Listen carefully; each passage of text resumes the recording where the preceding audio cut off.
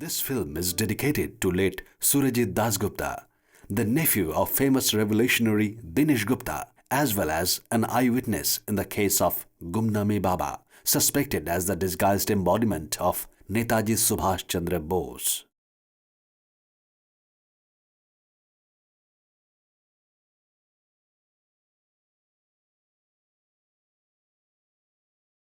To Medhavi and Vedant Modi, the siblings whose birth by IVF and surrogacy have caused a great stir in the international level. Though they are biological siblings born the same way and governed by same laws, lies and misinterpretation have created many a hindrance and tumult.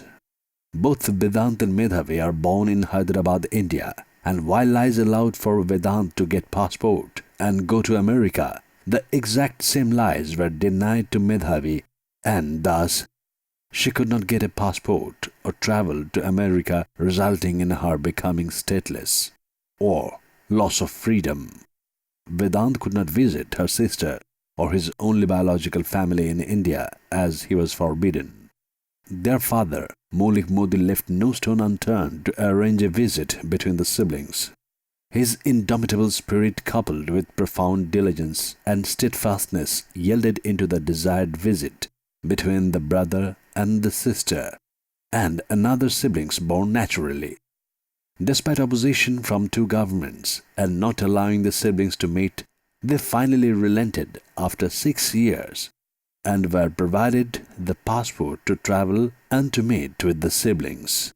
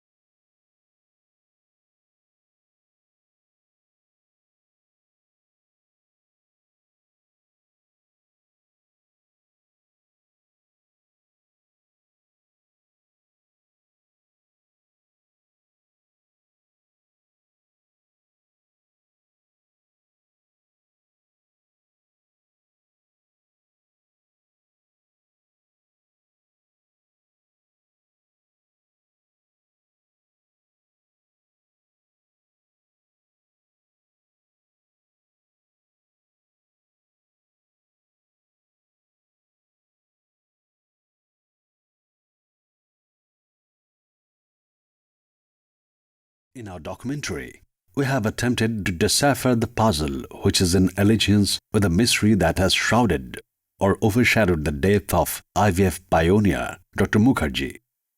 While doing so, we have taken interviews of several personalities belonging to the dignified stratum of the society. Whatever they have opined are absolutely of their own. Any crew member associated with the documentary, directly or indirectly, as well as the director, will not be responsible for their comments. The sole aim of the director and his team is nothing but to uphold the truth from the mire of mystery and to establish it with utmost credulity. Our documentary, Bloodstains Never Fade, is an instance of the investigatory proof, a sequel to its first part, Effects of Indian Crab Syndrome, that has depicted the life and the research of Dr. Subhas Mukherjee, the pioneer of ART IVF in India, and the second across the globe, as well as the nemesis with which he had to confront with during his lifetime. Simultaneously, this documentary, on the other hand, will quest into the matter of his death. Why Dr. Mukherjee had to commit suicide, Did his research really culminated into the birth of Kanupriya Agarwal, the first of her kind, who has become able to see the light of the day through the procedure known as IVF, that is, test tube baby? আমি 1966 সালে নীলরতন সরকার হসপিটালে join করি stenographer হিসেবে। 1967 সালে join করেন doctor Subhas Mukherjee. তখন আমার duty পড়ে গেল ওনাকে সার্ভিস দেওয়া। উনি যা কিছু করতেন সমস্ত কিছু আমি টাইপ করা ডিকটেশন সব করতাম। তখন উনি ফিজিওলজি বিভাগে একটা ঘরে বসতেন, নিচেতলার ঘরে। আমার সঙ্গে যখন আমি ওই স্কুলে চাকরি করতাম সেই সময় মিসেস নমিতা মুখার্জি, তিনিও ইংল্যান্ড থেকে এলেন, 15 দিন পরেই জয়েন করলেন। তারপর তার সঙ্গে আমার খুব ঘনিষ্ঠতা হয়, আর আমরা একটা দলের মতো ছিলাম, মিসেস কল্যাণী বোস এবং আরও অনেকে মিলে, আর আমরা একসঙ্গে ফিরতাম যখন। তারপরে আমার সেই সময় বিয়ে হওয়ার পর আমি সন্তান সম্ভব হই, তখন মিসেস মুখার্জি আমাকে বলেন যে প্রথম থেকেই তো ডাক্তার দেখানো উচিত। তা আমি বললাম যে কি এটা কোথায় ডাক্তার দেখাবো, কী করবো, অত তো তখন জানতামও না। তারপর ডক্টর মুখার্জির কাছে উনি নিয়ে যেতেন চেক আপ করবো। আমরা প্রথমে আমি সুভাষ মুখার্জির সম্বন্ধে আগে কিছু জানতাম। আমি যখন নীলরতনে পোস্টেড ছিলাম আর কি as assistant professor of obstetrics and gynaecology, Subhas তখন ওখানে আসলো as assistant professor of physiology. এটা হচ্ছে 1965। তা আমি বিলেত থেকে ফিরেছি 1962-তে। তারপরে আমি পোস্টেড ছিলাম এদিক ওদিক করে, অ্যাসিস্ট্যান্ট প্রফেসর হলাম নীলরতনে, এবং সুভাষ ওখানে আসলো। তো আমরা দুজনেই একসাথে মিলিত হলাম এবং একজন আরেকজনকে পছন্দ করতো খুবই, এই জন্যই যে আমরা আনকমন সাবজেক্ট, মানে আমাদের রেসপেক্টিভ ডিসিপ্লিনে, আমার অবস্টেট্রিক্স গাইনোকোলজি, সুভাষ মুখার্জির ফিজিওলজি, এই রেসপেক্টিভ ডিসিপ্লিনে আনকমন সাবজেক্ট সম্বন্ধে জানার প্রচুর আগ্রহ ছিল সেই বয়স থেকেই। তখন আমাদের বয়স মিড 40, আমারও মিড 40, সুভাষেরও মিড 40। কেবল নতুন নতুন বলতে নেই, যে প্রফেশনাল লাইফ আরম্ভ করেছি। তো সেই সময় যেমন আমার ছিল যে মেয়েদের যে কনজেনিটাল ডিফেক্ট সেইগুলো কী করে সারানো যায়, যা সাধারণ গাইনোকোলজিস্টরা সেগুলো নিয়ে খুব মাথা ঘামাতেন না, কারণ তারা ক্যান্সার নিয়ে বেশি ব্যস্ত। তারা এমনি সাধারণ মেয়েদের এই মাসিকের যে গণ্ডগোল হয় তাই নিয়ে বেশি ব্যস্ত, বা প্রেগনেন্সি সংক্রান্ত ব্যাপার নিয়ে বেশি ব্যস্ত। কিন্তু আমার যেন মনে হলো যেগুলো তো সবাই করছে, তা আমি যে একটা বিশেষ কিছু জিনিস নিয়ে চিন্তাভাবনা করি, এবং সেই চিন্তাভাবনার মধ্যে এই ব্যাপারটা অ্যাসপেক্টে আমি খুব, এবং আমি কতগুলো পেপারও পাবলিশ করেছিলাম।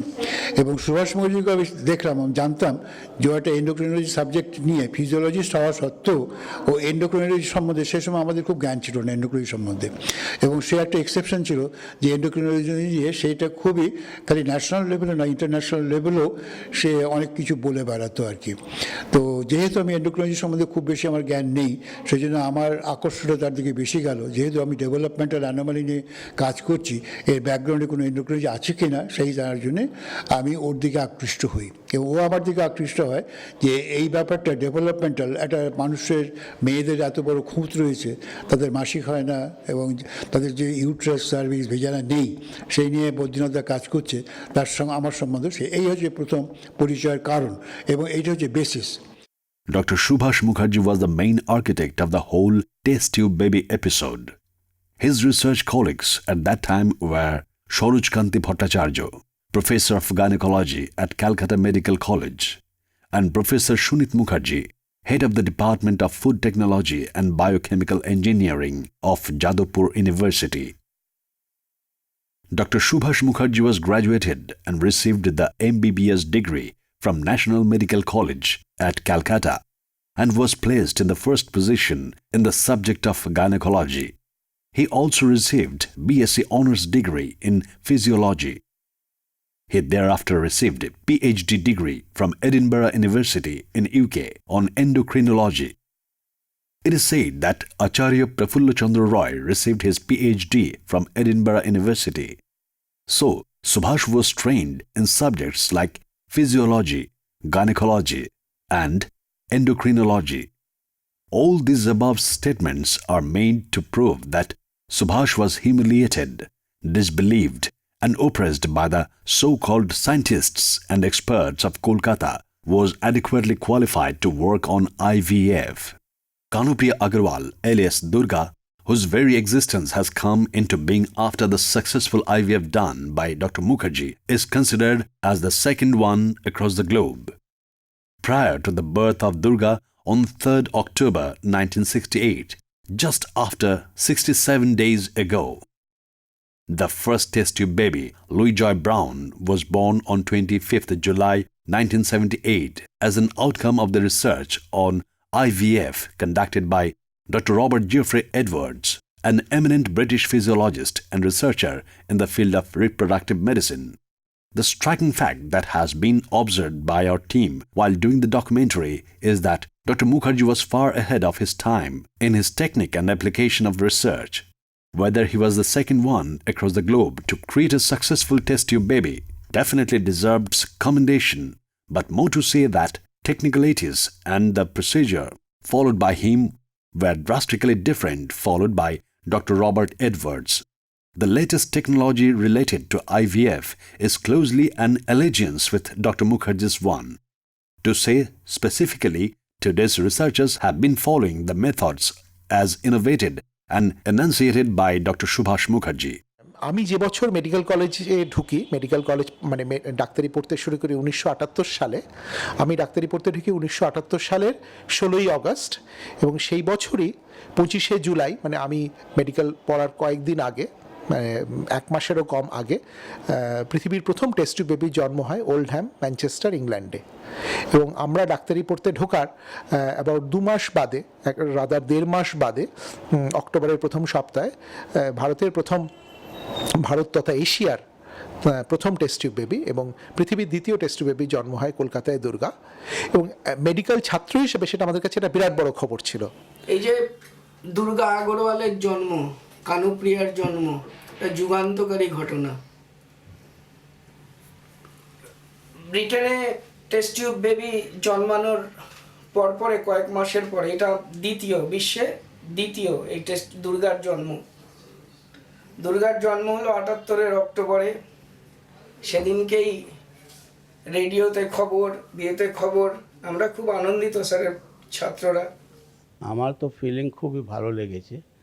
তারপরে ডক্টর সুভাষ মুখার্জিও খুব খুশি হয়েছে, কেন নর্মাল বাচ্চাকে দেখে উনি খুব খুশি হয়েছে। আমাকে বলল, প্রভাতবাবু আর আপনার চিন্তা নেই, বাচ্চা একদম নর্মাল হয়েছে, কোনো চিন্তা করবেন না। আমাকে দেখিয়েছে বেলভিউ হসপিটালে, বাচ্চাকে নিয়ে এসে। ডক্টর সুভাষ মুখার্জির সঙ্গে আমার ব্যক্তিগত পরিচয় ছিল না কখনো, কিন্তু আমি যখন হেলথ মিনিস্টার হই তখন আমাকে সুভাষ মুখার্জির বন্ধুবান্ধব, পরিবারের লোকেরা, তাঁরা যোগাযোগ করে বলেছিলেন যে ওর প্রতি একটা অবিচার হয়েছে এবং এখানে বিভিন্ন সময়ে যখন উনি যে বিষয়ে কাজ করতেন আইভিএফের উপরে, সেটা নিয়ে যখন সেমিনার ইত্যাদি হয়েছে, দেশি বিদেশি বিশেষজ্ঞরা এসছেন, তখন সেখানে আমাকে হেলথ মিনিস্টার হিসেবে যে আমন্ত্রণ জানানো হয়েছিল, তখন আমি গেছি। এবং আমি আমার সুভাষ মুখার্জি সম্পর্কে যা জানা, সেটা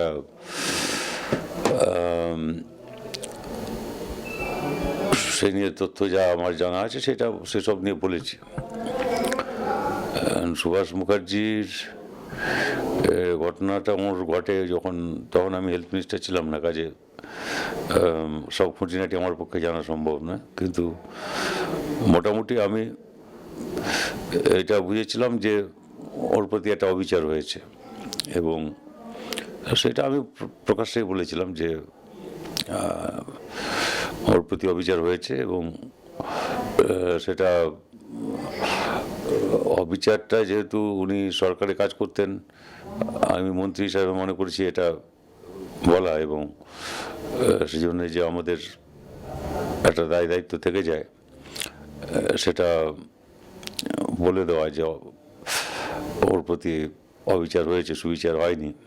প্রথমে আমি যখন সম্ভবত কলেজ বা বিশ্ববিদ্যালয়ে পড়ি, সেই সময় তার এই আবিষ্কার নিয়ে চারিদিকে ভীষণ সাড়া পড়ে, এবং যারা বিশেষজ্ঞ তাদের মতে ডক্টর সুভাষ মুখোপাধ্যায় ছিলেন নবজাতক শিশুর জন্মদাতা প্রথম সারা বিশ্বের দুর্ভাগ্যের বিষয় যেভাবে পরাধীন ভারতে জগদীশচন্দ্র বসুর মতো বিজ্ঞানী বা আরও অনেক বিজ্ঞানী লেখক সাহিত্যিক যে সুযোগ পাননি, কোনো সম্মান পাননি, একইভাবে ডক্টর সুভাষ মুখোপাধ্যায় সম্ভবত এই কারণে তিনি বাংলায় জন্মেছিলেন বা তিনি কলকাতার চিকিৎসক ছিলেন, বিজ্ঞানী চিকিৎসক, তাই তাকেও একই ধরনের অস্বীকৃতির শিকার হতে হয়।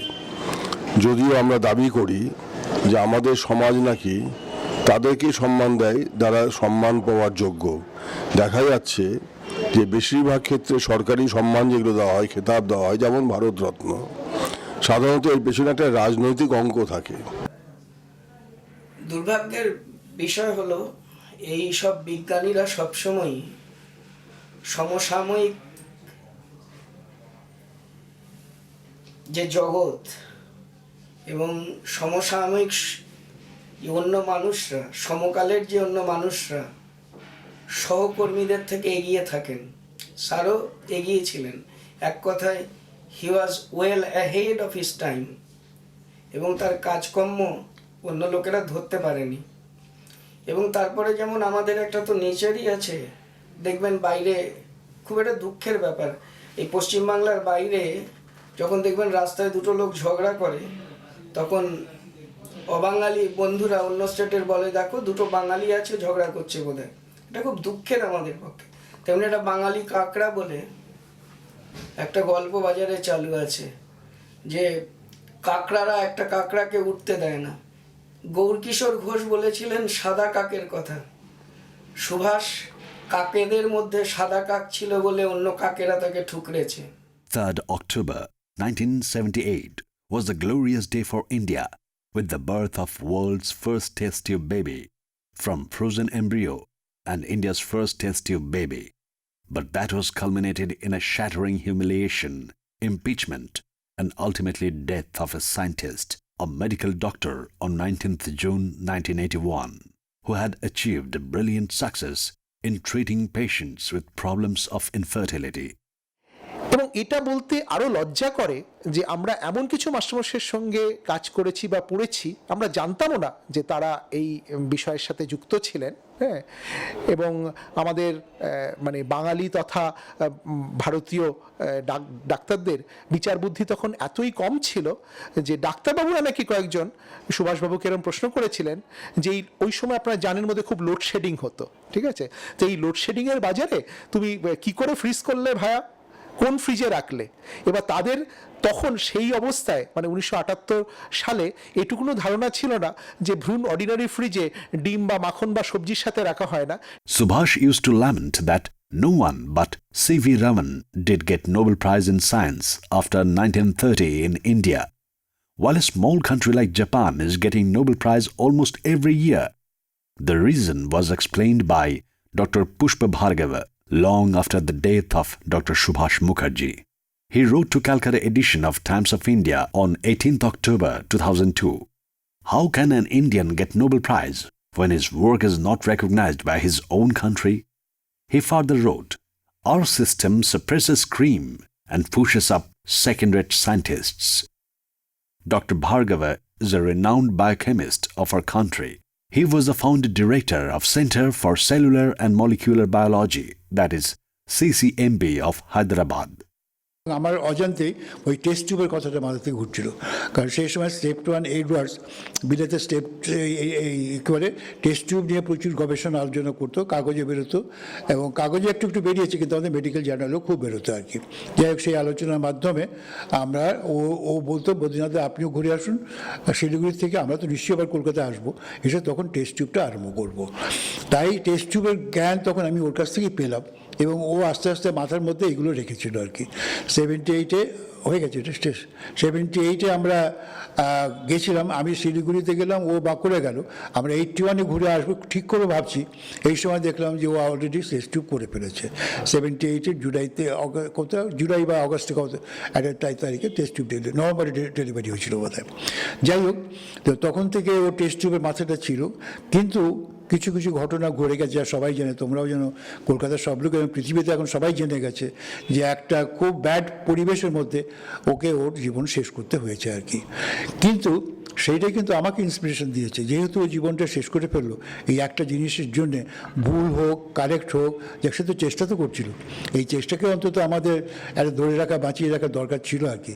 বাচ্চাদের যখন পারা গেল না, ওর কাছ থেকে যাতে বাঁচানো যায়, সেই জন্যে আমি আবার এখানে কলকাতায় ওই টেস্ট টিউবের আরম্ভ করলাম। এবং আরেকটা কারণ ছিল যে সেটা হচ্ছে, আমি তখন খুবই খারাপ লাগতো যে আমাদের সবাই মিথ্যেবাদী বলে।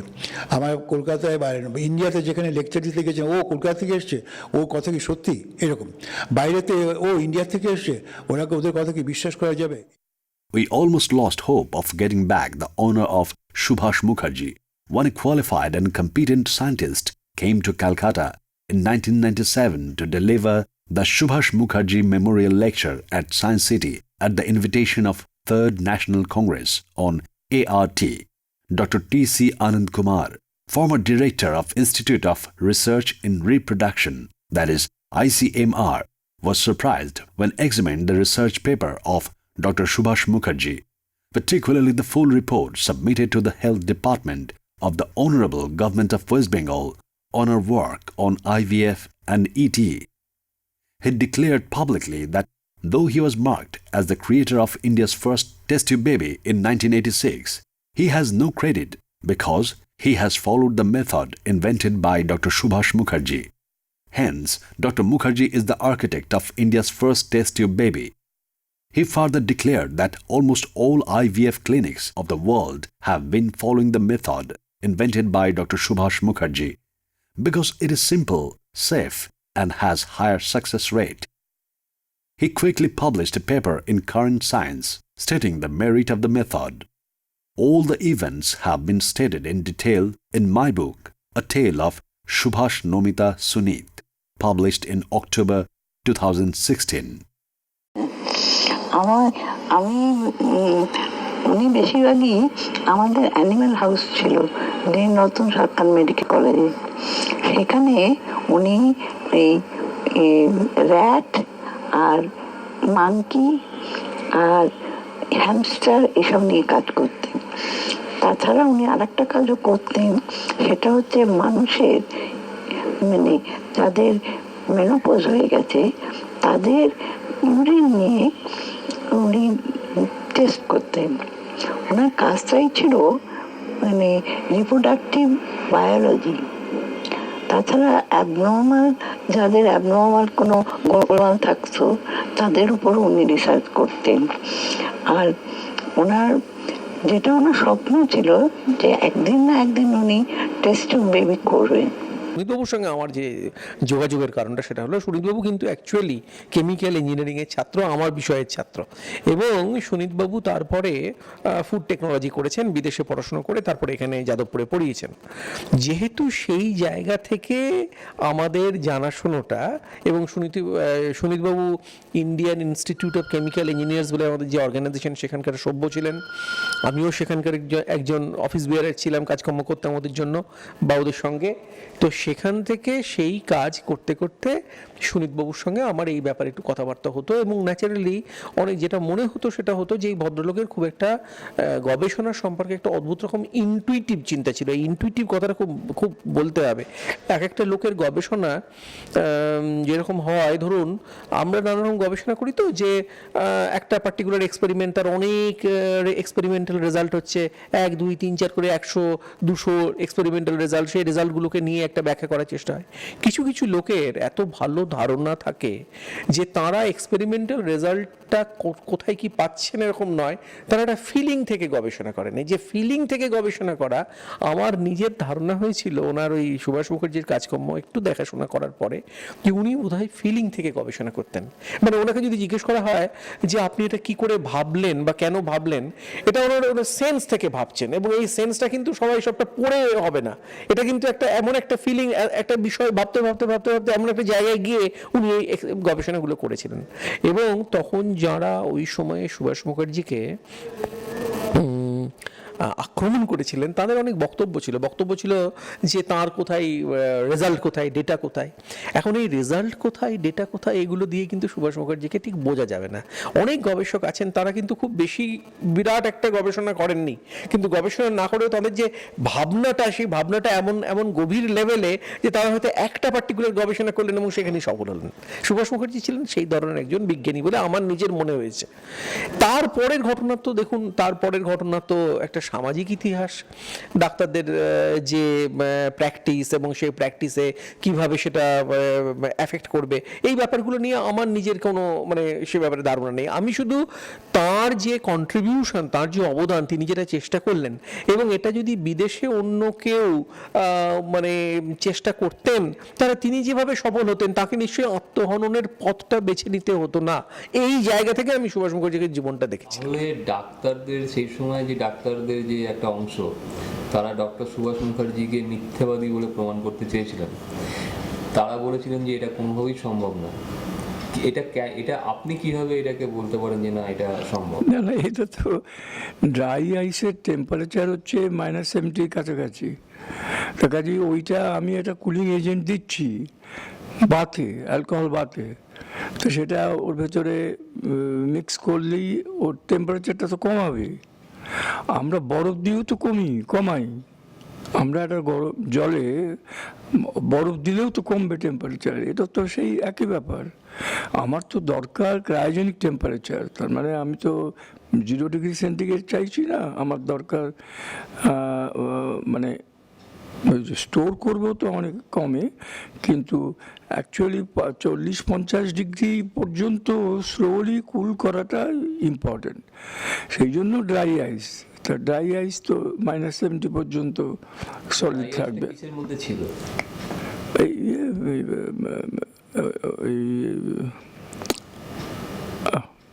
ওটাকে বলে কি আমাদের থার্মোফ্লাস্কের মতন, হ্যাঁ, ডেওয়ার ফ্লাস্কে ছিল। তার কাজে ওর থেকে আমরা তুলে দিচ্ছি আর কি। এটা 1 ঘন্টার এক্সপেরিমেন্ট, 1 ঘন্টা বা 1.5 ঘন্টার এক্সপেরিমেন্ট। তার কাজেই ওইটাকে ওর মধ্যেই জিনিসটাকে আমরা করে ফেলে তখন ট্রান্সফার করতে হবে টু লিকুইড নাইট্রোজেন। তো লিকুইড নাইট্রোজেন কন্টেনার পাওয়া যায়, সেই কন্টেনারে লিকুইড নাইট্রোজেন আছে। এখন ওইটাকে আস্তে আস্তে তুলে আমরা লিকুইড নাইট্রোজেনে ডিপ করে দিলাম। এইবার -196 ডিগ্রি সেন্টিগ্রেড হয়ে গেল। তো সেইখানে স্টোর করা আছে সেই লিকুইড নাইট্রোজেন কন্টেনারে। ওইটা আস্তে আস্তে ইভাপোরেটও করে, সে তো 1 মাস 2 মাস সময় লাগবে। তো তারপরে মাঝে মাঝে লিকুইড নাইট্রোজেন ঢেলে দিতে হয়। এই লিকুইড নাইট্রোজেনে রাখার পরে একটা ওভাম কতদিন ওটা জীবিত অবস্থা থাকতে পারে? কেউ বলতে পারে না। 10 বছরও থাকতে পারে, আবার কিছুদিন পরেও মরে যেতে পারে। কাজেই ওটা লিকুইড নাইট্রোজেনের সমস্ত বায়োকেমিক্যাল ফাংশনস বন্ধ হয়ে যায়। তা কাজেই এটা ইটারনালি থাকার কথা, চিরকাল থাকবে। তাহলে সেই সময় ডাক্তাররা অভিযোগ তুলেছিলেন যে ডক্টর সুভাষ মুখার্জি ফ্রিজের মধ্যে রেখেছিলেন, তাই লোডশেডিং প্রচন্ড হতো। ফ্রিজের টেম্পারেচার কত সেটাও কি ওরা জানে? সবাই ফ্রিজের টেম্পারেচার, আমাদের যেটা ফ্রিজিং চেম্বার, সেইখানে -4-5 ডিগ্রি সেন্টিগ্রেড। তো -4-5 ডিগ্রি সেন্টিগ্রেডে কোনো বায়োলজিক্যাল স্যাম্পল প্রিজার্ভ করা যাবে না, তাই না? তা কাজেই সেই জন্য ভেরি লো টেম্পারেচারে, ইনফ্যাক্ট -40 নিচে গেলে প্র্যাকটিক্যালি এনজাইমসগুলো ইনঅ্যাক্টিভ হয়ে যায়। তা কাজেই তারও নিচে গেলে কোনো এনজাইম এনজাইমেটিক্যালি চেঞ্জ হয়, তো কাজে কোনো এনজাইমও তো থাকতে পারবে না। লোডশেডিং এর সঙ্গে ওনাদের অভিযোগে না কোনো সম্পর্ক নেই, লোডশেডিং এর সঙ্গে কোনো সম্পর্ক নেই। এই তো বললাম, এইটা তো এক্সপেরিমেন্ট। এতে আমাদের অন্ধকারেও তো আমরা মোমবাতি জেলে করতে পারতাম, কোনো অসুবিধা নেই করতে। আচ্ছা, ডক্টর সুভাষ মুখার্জি সেই সময় ডক্টর সুভাষ মুখার্জি এই যে রিসার্চে আপনার ভূমিকা কীরকম? আমি তো এই এক্সপেরিমেন্টগুলো করছিলাম আর কি, উনি ছিলেন সঙ্গে, কিন্তু আমিও করছিলাম। আমি এইটা প্ল্যানটা দিয়েছিলাম ওনাকে। সুভাষ মুখার্জির দাবি ছিল যে তিনি মেয়েদের যে এগ, সেই এগটাকে উনি লিকুইড নাইট্রোজেনে উনি ডুবিয়ে রেখেছিলেন। অথচ তৎকালীন ডাক্তার সমাজ তারা তাকে নিয়ে ব্যঙ্গ করেছিলেন এটা নিয়ে যে উনি কোন ফ্রিজে রেখেছিলেন। কিন্তু সুনীতবাবু এখনও উনি ডিমান্ড করেছেন এবং উনি আমাদের কাছে তথ্য দিয়ে দেখিয়েছেন যে উনি কীভাবে ওইগুলোকে প্রিজার্ভ করেছিলেন। এটা কি সম্ভব? হ্যাঁ, সম্ভব তো বটেই। কেননা যখন আপনি গবেষণা করছেন খুব সাধারণ জায়গা থেকে গবেষণা করতে গিয়ে, খুব সাধারণ অবস্থা থেকে বলছি, প্রথম কথা আপনাকে বলিও, মানে উত্তরটা বলে না, আমি খুব অসাধারণ ব্যক্তিত্ব ওসব নই, আমি অত্যন্ত সাধারণ ব্যক্তিত্ব, সাধারণ মানুষ। কথা হচ্ছে যে গবেষণা আমি নিজে কিছু করেছি এবং গবেষণা করতে গিয়ে যেটা আমার দেখা হয় সেটা হলো যে আপনি যদি সমস্ত রকম ইকুইপমেন্ট জোগাড় করে গবেষণা করতে চান তাহলে সেই গবেষণা করতে গিয়ে আপনার প্রচুর সময় লাগবে। ভারতবর্ষে হয়তো সেরকম গবেষণা সেই সময় তো অবস্থাই ছিল না। ইনফ্রাস্ট্রাকচার ডেফিনেটলি গবেষণা করতে গিয়ে লাগে। এবং উনি যে সুনীতবাবুকে জোগাড় করেছিলেন এবং সুনীতবাবুকে দিয়ে এটা কাজটা করিয়েছিলেন, তার মধ্যেও কিন্তু একটা চিন্তা ছিল। লিকুইড নাইট্রোজেনে যে সুনীতবাবু বলেছেন, সুনীতবাবু তো ওই লাইনে কাজকর্ম করতেন। সুনীতবাবু তো মানে যেটাকে বলে ক্রায়োজেনিক ইঞ্জিনিয়ারিং, মানে লো টেম্পারেচার ইঞ্জিনিয়ারিং, কি করে লো টেম্পারেচারে জিনিসপত্র প্রিজার্ভ করতে হয়, সুনীতবাবু তো ওই লাইনেই কাজকর্ম করেছেন। এবং এগুলো তো কেমিক্যাল ইঞ্জিনিয়ারিং এর সাবজেক্ট, যে একটা জিনিসকে কি করে খুব কম টেম্পারেচারে আমি প্রিজার্ভ করতে পারবো। Generation of low temperature, that is also a subject of chemical engineering, যে আমি খুব লো টেম্পারেচার কি করে মেনটেন করবো, এগুলো তো আমাদের বিষয়ের সঙ্গে আছে, এর মধ্যে কোনো নেই। এবং উনি ওই সুনীতবাবুকেই ধরেছিলেন, কারণ সুনীতবাবুর মধ্যে একটা গবেষক মন ছিল। কিন্তু আমার এটুকু মনে হয়েছে যে সুভাষবাবু সুনীতবাবুর সঙ্গে যোগাযোগ করেছেন, আমার মনে হয় সুনীতবাবু ওই লো টেম্পারেচার ফিজিক্স বা লো টেম্পারেচার কেমিক্যাল ইঞ্জিনিয়ারিং এই বিষয়গুলো বোঝেন বলে উনি চেষ্টা করে সেগুলো করেছেন। এবং যে কোনো পায়োনিয়ারিং ওয়ার্ক, নতুন কিছু করতে হলে তো চেষ্টা ওইভাবেই করতে হবে যে আমি কোথায় লো টেম্পারেচার পাবো, আমি তো দারুণ একটা যন্ত্র পাবো না, আমার তো নতুন, সেই সময় তো আরোই তখন ছিল না।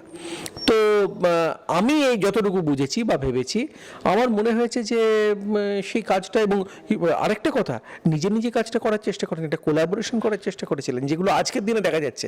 আজকের দিনে আপনি দেখুন, একজন ডাক্তার তখনকার দিনে একজন কেমিক্যাল ইঞ্জিনিয়ারের সঙ্গে যোগাযোগ করছেন, একজন ফুড টেকনোলজিস্টের সঙ্গে যোগাযোগ করছেন, কাজটাকে একসঙ্গে করার চেষ্টা করছেন। আজকে একজন ফিজিসিস্ট এবং একজন কেমিস্ট এবং একজন লিঙ্গুইস্ট, তারা একসঙ্গে একটা বিষয় নিয়ে কাজকর্ম করছেন।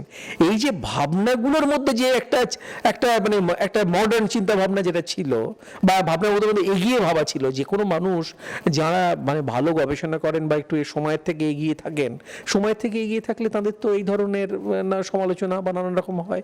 সব মানুষের ক্ষেত্রে হয়েছে, ওনার ক্ষেত্রে খুব খুব করুণ একটা অবস্থা হয়েছে যে উনি আর উনি সামাজিক চাপে ওনাকে পৃথিবী থেকে চলে যেতে হয়েছে। এই হচ্ছে ঘটনা। ডক্টর সুভাষ মুখার্জি যে দুর্গা বা কানুপ্রিয়া যা জন্ম নিয়ে বিতর্ক আছে, এর পদ্ধতিটা কি ছিল সেটা কি আপনি জানেন? এর পদ্ধতি তো আমরা অলরেডি পাবলিশ করে ফেলেছি, আমাদের ICMR এর বুলেটিনও বেরিয়ে গেছে, যে ওর 3টে কি 4টে বৈশিষ্ট্য ছিল আর কি। এই 3টে-4টে বৈশিষ্ট্যের জন্য আমরা সবসময় বলছিলাম he was much ahead of his contemporaries. একটা বৈশিষ্ট্য টেস্ট টিউব পদ্ধতিতে নিশ্চয়ই আজকে সাধারণ লোকেরাও জানে, যে 3টে জিনিস আমরা আজকে করি, আজকের দিনে 2014 সালে বলছি আর কি, যে আমরা ওই গোনাটোপিক সিমুলেশন দিই। এবং গোনাটোপিক, যেটা প্রথম টেস্ট টিউব বেবি এখানে জন্মগ্রহণ করে লুইসি ব্রাউন 1978 জুলাইতে, সে কিন্তু একটা ন্যাচারাল সাইকেলে টেস্ট টিউব করা হয়েছিল। কিন্তু পরে দেখা গেল ন্যাচারাল সাইকেলে প্র্যাকটিক্যাল হবে না, যদি অনেক পেশেন্টের চিকিৎসা করতে যায়, ন্যাচারাল সাইকেলে কখন মেয়েদের একটা ডিম আসবে, সেই ডিমটাকে আমরা বার করবো ল্যাপারোস্কোপের মাধ্যমে হোক বা যার কোনো মাধ্যমে হোক, সেটা সম্ভব নয়। সেই জন্যে সেই সাইকেলটাকে স্টিমুলেট করতে হবে। এই সাইকেল স্টিমুলেট করার মাধ্যমে আমরা প্রচুর ডিম সংগ্রহ করতে পারবো। এবং প্রচুর ডিম যদি সংগ্রহ করে 3-4টে ভ্রূণকে যদি আমরা ইউট্রাসে প্রেস করতে পারি, তাহলে একটাই সন্তান হতে পারে। এই জিনিসটাও আগের থেকে ভেবে রেখেছিল। এবং সেই জন্যেই ওর যে প্রসিডিওরটা ছিল, ওর ছিল stimulated cycle, not natural cycle. এইটা একটা বৈশিষ্ট্য। সেকেন্ড বৈশিষ্ট্য হচ্ছে, তখনকার দিনে আমাদের এই আল্ট্রাসাউন্ড জানা ছিল না। আল্ট্রাসাউন্ডের মাধ্যমে যে ডিম্বাণু সংগ্রহ করা যেতে পারে মেয়েদের, কোনোদিনও কেউ ভাবতে পারেনি। যারা টেস্ট টিউব বেবি করতেন তখন, যেমন কার্ল লুড অস্ট্রেলিয়াতে, হাওয়ার্ড জোন্স হচ্ছে আমেরিকাতে, তারপরে Steptoe Edwards England, European country. Subhas আগের থেকেই বেড়ে গিয়েছিল না, ল্যাপ্রোস্কোপ করলে অনেক কিছু ক্ষতি হতে পারে, কারণ এটা ইন্টারভেনশনাল। লেস ইন্টারভেনশনাল হচ্ছে ভেজাল রুটে, মানে তলার দিক দিয়ে যদি যাওয়া যায়, তখন তো আল্ট্রাসাউন্ড কেউ জানতেও না, মাথায় ছিল না, সেই জন্য ডিম্বাণু সংগ্রহ করেছিল ওই ভেজাল রুটে আর কি, পোস্টিরিয়র কল্পোটমি করে। থার্ড হচ্ছে যেটা আমরা আজকে বিশ্বাস করি, যেটা ক্রায়োপ্রিজার্ভেশন। এই ক্রায়োপ্রিজার্ভেশন তখন পদ্ধতিতে হিউম্যান এগে বা হিউম্যান এমব্রিওতে করা যায় সেটা কেউ মাথায় ছিল না, কিন্তু ও সেটা ক্রায়োপ্রিজার্ভেশন করে সেই টেস্ট টিউবটাকে রূপায়িত ন্যাচারাল প্রসেসে করে রূপায়িত করেছিল প্র্যাকটিক্যাল ক্ষেত্রে আর কি। আর ফোর্থ হচ্ছে যে সাইকেলে আমরা এমব্রিও মানে ডিম্বাণু বার করি, সেই সাইকেলেই যদি আমরা আবার ট্রান্সফার করি তাহলে তার রেজাল্ট খুব ভালো হয় না। সেটাই আমরা আজকে জানি যে ওই স্টিমুলেটরি সাইকেল, যখন আমরা প্রচুর হরমোন দিয়ে মেয়েটাকে স্টিমুলেট করে অনেকগুলো ডিম বার করছি, সেই সাইকেলে ইউট্রাসের রিসেপটিভিটি ভালো থাকে না, সেই জন্য সেই সাইকেল তাকে শীত তাপ নিয়ন্ত্রিত করে পরের সাইকেলে তাকে ট্রান্সফার করেছিল। এই যে ক্রায়োপ্রিজার্ভেশন কথাটা, এটা আজকে খুব কমন, 83 পর থেকে হিউম্যানের সম্ভব হয়েছে, কেউ সে 78-এ করে গেছে আর কি। সেই জন্যে he was much ahead of his contemporary. ওইগুলো আগে তখনকার দিনে 78-এ কল্পনা করতে পারেনি যে এই পদ্ধতিতে একটা হিউম্যান এমব্রিওকে ক্রায়োপ্রিজার্ভ করা যায়, এই পদ্ধতিতে উসাইট রিকভারি করা যায় তলা দিয়ে, এই পদ্ধতিতে ডিম্বাণু সংগ্রহ করা যায় এবং ন্যাচারাল সাইকেলে না করে পরের সাইকেলে করলে প্রেগনেন্সি রেট ভালো হয়। এটা আজকের দিনে সবাই এই কথা চিন্তা করছে। এই হিসাবে ওই বৈশিষ্ট্যটা আমাদের মেনে নিতেই হবে। ওর যে একটা মাথার মধ্যে একটা যে ইনোভেটিভ বৈশিষ্ট্য চিরকাল ছিল, সেটাকে কেউ অস্বীকার করতে পারে না, এবং সেই জন্যেই ও ICMR স্বীকৃতি পেয়েছে আর কি। আচ্ছা, আজকে 2014-তে দাঁড়িয়ে আপনার ডক্টর সুভাষ মুখার্জির এই পদ্ধতি যে আজকে সমস্ত জায়গায় ইউজ হচ্ছে, আপনি আজকে একজন 2014 একজন নামী ডাক্তার হিসাবে আপনার কি মনে হয় ডক্টর সুভাষ মুখার্জি সেদিনকে মিথ্যেবাদী ছিলেন না? অত বড় কথাটা বলা আমার পক্ষে এখন মুশকিল, কিন্তু তাহলে আমি বলবো যে মিথ্যাবাদী ছিলেন কি সত্যবাদী, কিন্তু তার মাথা যা ছিল সেটা কিন্তু আর কারো কন্টেম্পোরারি সায়েন্টিস্টের সেই মাথায় ছিল না পৃথিবীতে, এবং সেই from that point of view he was unparalleled, একদম ওর কোনো সমসাময়িক কেউ ছিল না আর কি। তাহলে কি মানে ওই সময় দুর্গা বা ওরফে কানুপ্রিয়া ওনার যে জন্ম, সেই জন্মটা ডক্টর সুভাষ মুখার্জি দিয়েছিলেন, তাহলে কি এটা মানতে আপনি কি মানে প্রস্তুত যে ভারতবর্ষের প্রথম test tube baby doctor Subhas Mukherjee মানে করেছিলেন? হ্যাঁ, নিশ্চয়ই, যদি ওই পদ্ধতিগুলো ঠিকই হয়ে থাকে তা নিশ্চয়ই করতে পারেন, কারো করতে পারবেন না। ডক্টর TC আনন্দ, যিনি ভারতবর্ষের যিনি প্রথম টেস্ট টিউব বেবি বলে জনক বলে যাকে স্বীকৃতি দেওয়া হয়, তিনি স্বীকার করে গেছেন যে তিনি হন ডক্টর সুভাষ মুখার্জি। তাহলে আপনি কি বলেন? আমি নিশ্চয়ই বলব, কারণ TC আনন্দ কুমারের মতো এত বড় সায়েন্টিস্ট, সে নিজের স্বীকৃতি পেয়েছিল যে প্রথম তিনি ইন্ডিয়াতে করেছিলেন নাকি, এবং তার মতন সায়েন্টিস্ট যদি স্বীকার করে থাকতে পারেন, আমি তো কোন ছাড়, আমি তো নিশ্চয়ই স্বীকার করবো যে নিশ্চয়ই তিনি প্রথম জন্ম দিয়েছেন। আমি এ বিষয়ে কোনো সরকারকে দায়ী করতে রাজি নই, কিন্তু এটা ঠিক যে ধরনের মানসিক উৎপীড়ন তার উপর ঘটানো হয়েছিল সেটা সরকারের কাছ থেকে নয়, কিন্তু সরকারের সঙ্গে ঘনিষ্ঠ যোগাযোগ আছে এমন কিছু তথাকথিত চিকিৎসক বা বিজ্ঞানীদের দ্বারা, যে সম্ভবত তিনি সেই মানসিক নির্যাতন সহ্য করতে পারেননি। আমার আজকে একটু আবছা আবছা মনে পড়ে, সেই সময় ধারাবাহিকভাবে বিভিন্ন খবরের কাগজে এই বিষয়ে লেখালেখি হয়েছিল, তাতে কিন্তু একটা নির্দিষ্ট মহল থেকে তার এই আবিষ্কারকে শুধু গুরুত্বহীন বলা হয়নি, এবং তিনি নাকি মিথ্যার আশ্রয় নিয়েছেন এরকম পর্যন্ত অভিযোগ করা হয়েছিল। একজন স্রষ্টা, একজন আবিষ্কারক যদি একটা বিশাল আবিষ্কার করার পরে তাকে এই ধরনের সমালোচনা এবং ষড়যন্ত্রের শিকার হতে হয়, সেখানে তার মতো মানুষ যে মানসিক নির্যাতন সহ্য করতে পারেননি, এটা আমার মতে সমাজ তার প্রতি নিষ্ঠুর আচরণ করেছে, বিশেষ করে একটি বিশেষ মহল যারা তার এই আবিষ্কারে তারা নিজেদেরকে অনেক হীন মনে করেছেন, যে ডক্টর সুভাষ মুখোপাধ্যায়ের তুলনায় তারা বাস্তবিক পক্ষেই হীন, এবং সেটা প্রতিপন্ন হয়ে গেল ডক্টর সুভাষ মুখোপাধ্যায় আবিষ্কারের মধ্য দিয়ে, সম্ভবত তারা সেটা সহ্য করতে পারেননি। আধুনিক পদ্ধতিতে প্রচলিত ধারণায় টেস্ট টিউব বেবির চিন্তাভাবনা করেছিলেন, বাস্তবায়িত করার কথা ভেবেছিলেন বাংলাদেশের বুকে দাঁড়িয়ে। সেই সময় তার আশেপাশে যারা ছিলেন তারা বহু বছর পিছিয়ে ছিলেন, যার ফলে টানাপোড়েন ছিল, খানিকটা বলাতে বলা অসুয়া কাজ করেছিল। আর আমাদের সরকারি ব্যবস্থাপনার এত বেশি আমলাতান্ত্রিকতা, ওই আমলাতান্ত্রিকতা নির্দিষ্ট নিয়ম আদেশ তার বাইরে গিয়ে যারা একটু সৃষ্টিশীল মানুষ, তাদের কাজ করা সবসময় অসুবিধা হয়। এইরকম একটা অস্বস্তিকর পরিবেশের মধ্যে একজন অগ্রণী চিন্তার মানুষ যখন চিন্তা ভাবনা করেন, সেটাকে বাস্তবে রূপ দিতে অনেক বাধার সম্মুখীন, সেই মানুষের মধ্যে একটু হতাশা জন্মে যেতে বাধ্য। আমাদের দুর্ভাগ্য যে আমাদের এই সমস্ত কারণের ফলে সেই সময় সুভাষ মুখোপাধ্যায়ের মতো একজন অগ্রণী চিকিৎসক, যিনি নতুন চিন্তা ভাবনা করতে পেরেছিলেন, অকালে তাকে প্রাণ দিতে হয়েছে। দুর্গার জন্ম যখন হয়েছিল সেটা কোথায় সর্বপ্রথম সংবাদ হয়েছিল মনে পড়ে? হ্যাঁ, টিভিতে সর্বপ্রথম আমরা দেখেছিলাম। ডক্টর মুখার্জি ছিলেন, তাছাড়া যিনি অপারেশন করেছিলেন তিনি বেঁচে নেই, ডক্টর সরোজ ভট্টাচার্য, ছিলেন সুনীল মুখার্জি, ওনার দাদা বন্ধু ছিলেন। আমি না শুনেই গেছি যে আমাকে উনি ফোন করেছিলেন, শিগগির তুমি এসো। আমি সেই শুনেই গেছি তোমার দাদাকে দেখবে এসো। তখন আমাকে বললো ঘরের ভেতর যাও। তারপরে আমি ঘরের ভেতরে গিয়ে দেখি ওনার বডি ঝুলছে, তখনও নামানো হয়নি। দেখে তো আমার মানে কী বলবো, আর চলে আসি দিদিভাইকে আমি অনেক চেষ্টা করে কাঁদাই। পুলিশ একটা সুইসাইড নোট আমাকে দেখান, সেই নোটে লেখা ছিল, হৃদযন্ত্রের যন্ত্রণা সহ্য না করতে পেরে এই পৃথিবীর থেকে চলে গেলাম। এটা কতখানি মর্মান্তিক। হৃদযন্ত্র বলতে যে উনি হৃদয় বুঝিয়েছেন, সেটা মানে যাদের বোঝার ক্ষমতা আছে নিশ্চয়ই বুঝেছেন যে হৃদযন্ত্র বলতে উনি হার্টকে বোঝাননি, উনি হৃদয়কে বুঝিয়েছিলেন। তা এইরকম চিন্তাভাবনা যারা একটু করেন, প্রশাসনিক কাঠামোর মধ্যে থেকে তাদের কাজ করা অসুবিধা হয়। আর বামফ্রন্ট সরকার তো আর কোনো একটা বিপ্লবী সরকার নন, বৈপ্লবিক কর্মকাণ্ডের মধ্য দিয়ে আসেনি। তারা প্রশাসনিক ব্যবস্থার মধ্যে একটা সংস্কারের চিন্তাভাবনা করেছিলেন।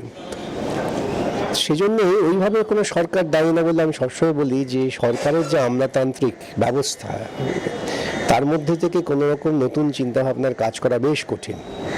আর বিশেষ করে যখন তা আশেপাশে যারা আছেন তারা বেশি চাপ দেওয়ার চেষ্টা করে যে নিয়ম মানা হচ্ছে না, নিয়ম ভাঙা হচ্ছে, চলো নিয়ম মতে, সেই চলো সোজা পথে, এই চিন্তাভাবনার অনুসারী বেশি। একটু বেনিয়ম ভাবা, একটু বেপুত করা, নতুন ভাবনা চিন্তা করা, এর মানুষ তো কম। এই কম এবং বেশির দ্বন্দ্বের পরিণতি এটা হয়। এডওয়ার্ড এবং স্টেপটোর কাজের থেকে ডক্টর সুভাষ মুখার্জির কাজের অনেকটাই তফাৎ ছিল আর কি। যেমন Edward and Steptoe had the privilege of having ultrasonography. They had the help of ultrasonography to locate the mature follicles and to take ripe ovum from that follicle. Dr. Subhas Mukherjee had no scope of having ultrasonography. At that time, here ultrasonography was not available, one thing, and he had to procure ovum by vaginal method. He had to perform colpotomy, and then through vaginal route procured ovum, ripe ovum, and then they were subjected to in vitro fertilization. One. And Dr. Mukherjee repeatedly told that due to ovulation stimulation in these infertile females, the chance of accepting the ripe ovum, fertilized ovum, in the same cycle is difficult. The chances of miscarriage is more. That's why Dr. Subhas Mukherjee এই পন্থাটা নিয়েছিলেন। Fertilised ওভামকে fridge করা হলো এবং ইউট্রাসকে সময় দেওয়া হলো to be ready to accept the ovum in the next cycle. Edward Steptoe implantation ছিল same cycle. এবং এই ফ্রিজিংটা স্যার ব্যবহার করেছেন, স্যার অভিউলেশন স্টিমুলেন্ট ব্যবহার করেছেন, ওরাও করেছেন, কিন্তু এই যে এই তফাৎটা স্যার কল্পনামির সাহায্য নিতে হয়েছে ওভাম প্রক্রিয়া করতে, তারপরে তাকে ফ্রিজ করতে হয়েছে, অন্য ঋতুচক্রে স্থাপন করা, এটা স্যারই করেছেন এবং স্যারের এই কাজটাকে যুগান্তকারী বলে জাপান ঘোষণা করেছে, অন্য দেশ অ্যাকসেপ্ট করেছে, এখন পৃথিবীর সব দেশে এই মেথডটাই ফলো করা হয়। Anand Kumar realized that to be the first or second is not the real credit for Dr. Subhas Mukherjee. He was more than that. He was the innovator, and his innovation is being used throughout the world. He also declared that at least on 3 accounts, Mukherjee's invention stands first in the world.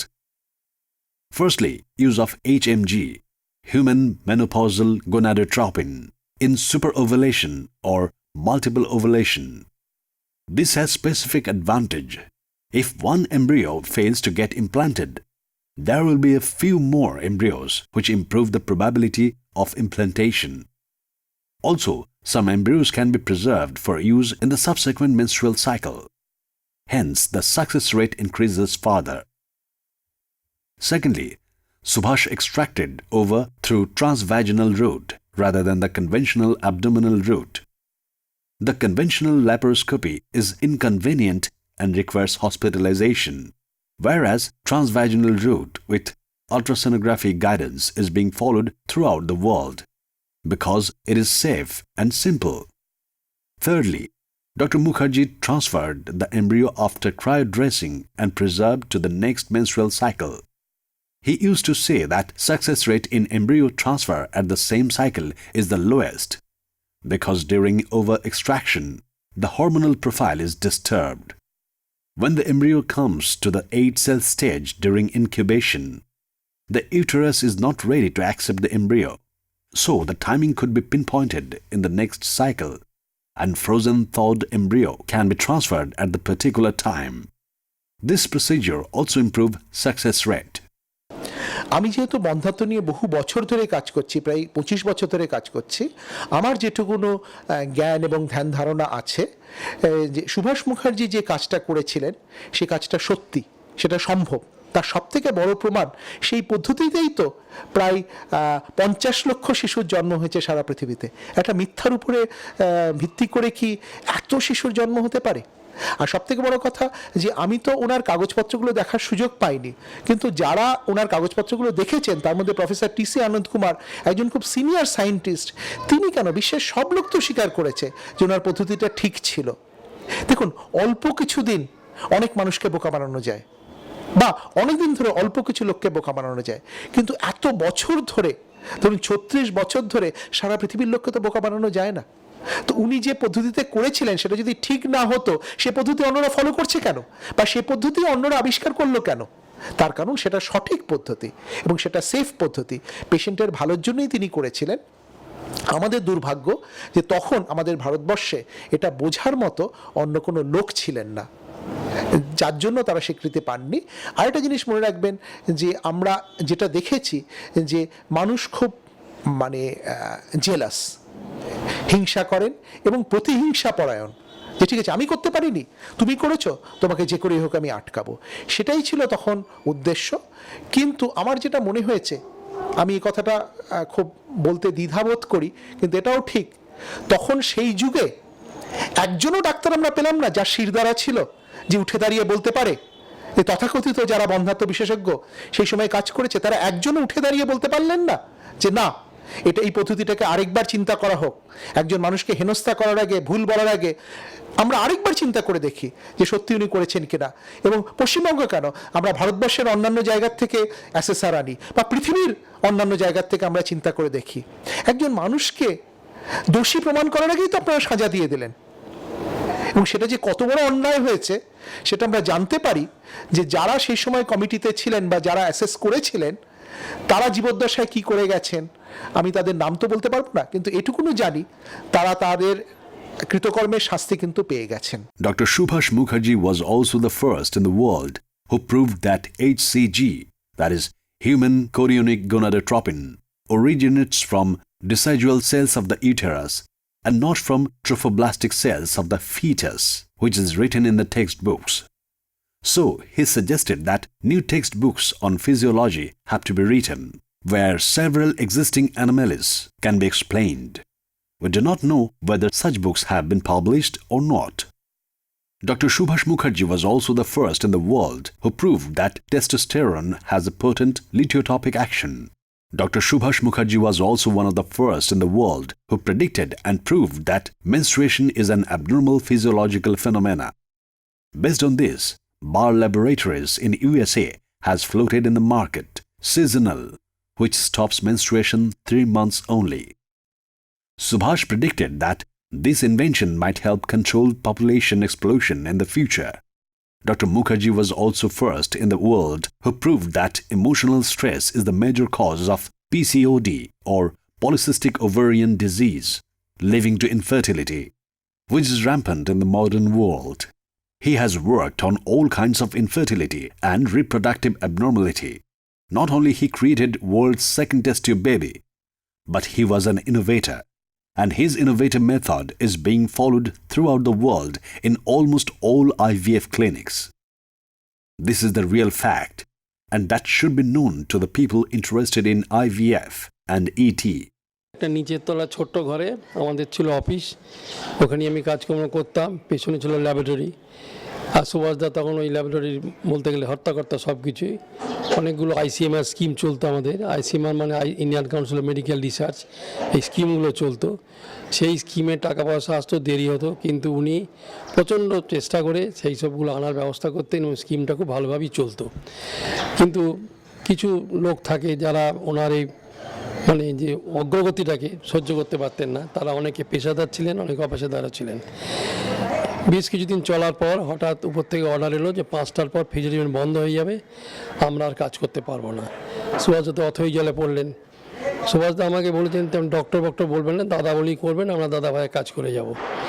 এরপরে আমরা মেশিনপত্র তুলে নিয়ে চলে গেলাম সুভাষদার বাড়িতে, doctor শ্রেণীর বাড়িতে। সেখানে প্রভাসদা ছিলেন, ওনার ভাই, তার একটা অফিস ছিল। অফিস বলতে কিন্তু সাধারণ অফিস নয়, মালপত্র অনেক কিছু ভর্তি ছিল। সেখানে আমরা বসে কাজ করতাম। 2-4 দিন পরেই দেখি ওটা প্রভাসবাবু বন্ধ করে দিলেন, না আমার এখানে থাকা চলবে না। তখন আমরা কী করি, অথই জলে পড়লাম। আমার বাড়িতে টাইম মেশিনে আমি কিছু কাজ নয় করে দিতাম, কিন্তু সেইভাবে তো হয় না, পুরো কাজটা কিন্তু চালাতে হবে। এর মাঝখানে হলো কি, অ্যানিম্যাল হাউস বলে একটা আছে, সেই হাউসে একটা পরিকল্পনা দিলাম, সে যে প্রিন্সিপালকে বললে ওটা আমরা পেতে পারি, কিন্তু তার বিনিময়ে সুভাষদাকে ওই হোস্টেলের সুপারিনটেন্ডেন্ট দায়িত্ব নিতে হবে।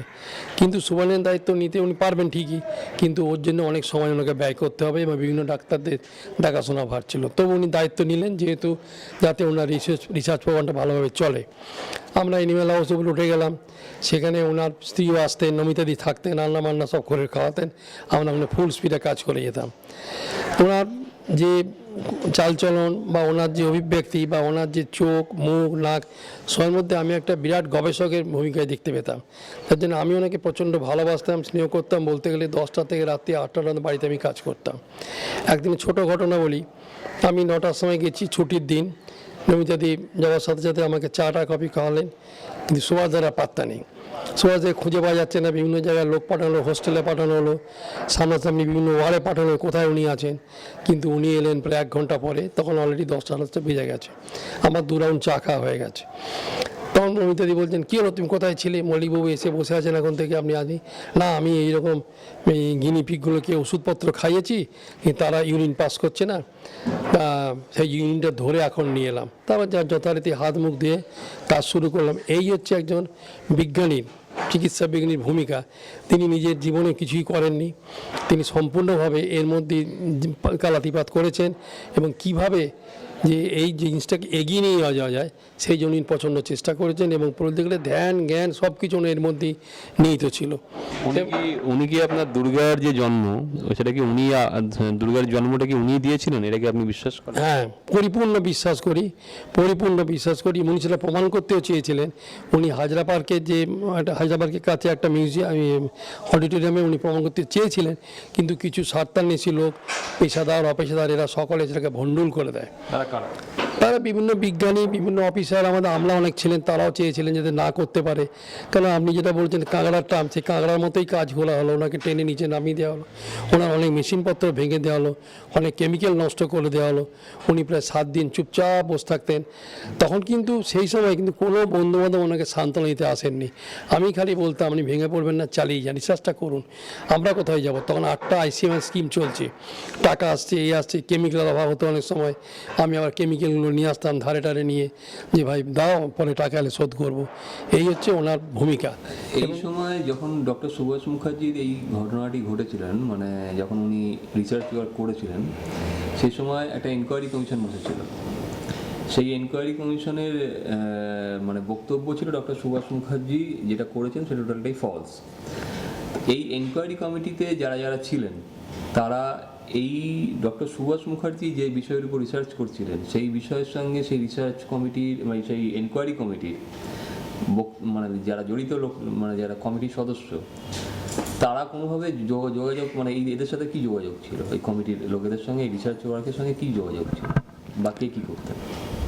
মানে এদের দুজন গাইনোকোলজিস্ট ছিলেন, তারপরে একজন ফিজিসিস্ট ছিলেন, একজন কেন দুজন ফিজিসিস্ট ছিলেন, তা একজন নিউরো ফিজিওলজিস্ট ছিলেন, আর একজন ফিজিওলজিস্ট ছিলেন। না, প্রশ্নটা সমস্যাটা অন্য জায়গায়। সমস্যাটা হচ্ছে এটা এন্টায়ারলি নিউ ইনোভেশন, ওনার যে প্রসেসটা টোটালি নিউ ইনোভেশন, কাজে সেই নিয়ে প্রশ্ন তোলা সম্ভব না আনটিল এটা রিপিট করা হয় এক্সপেরিমেন্টটা, তখন বোঝা যাবে যে এটা সাকসেসফুল কি নয়।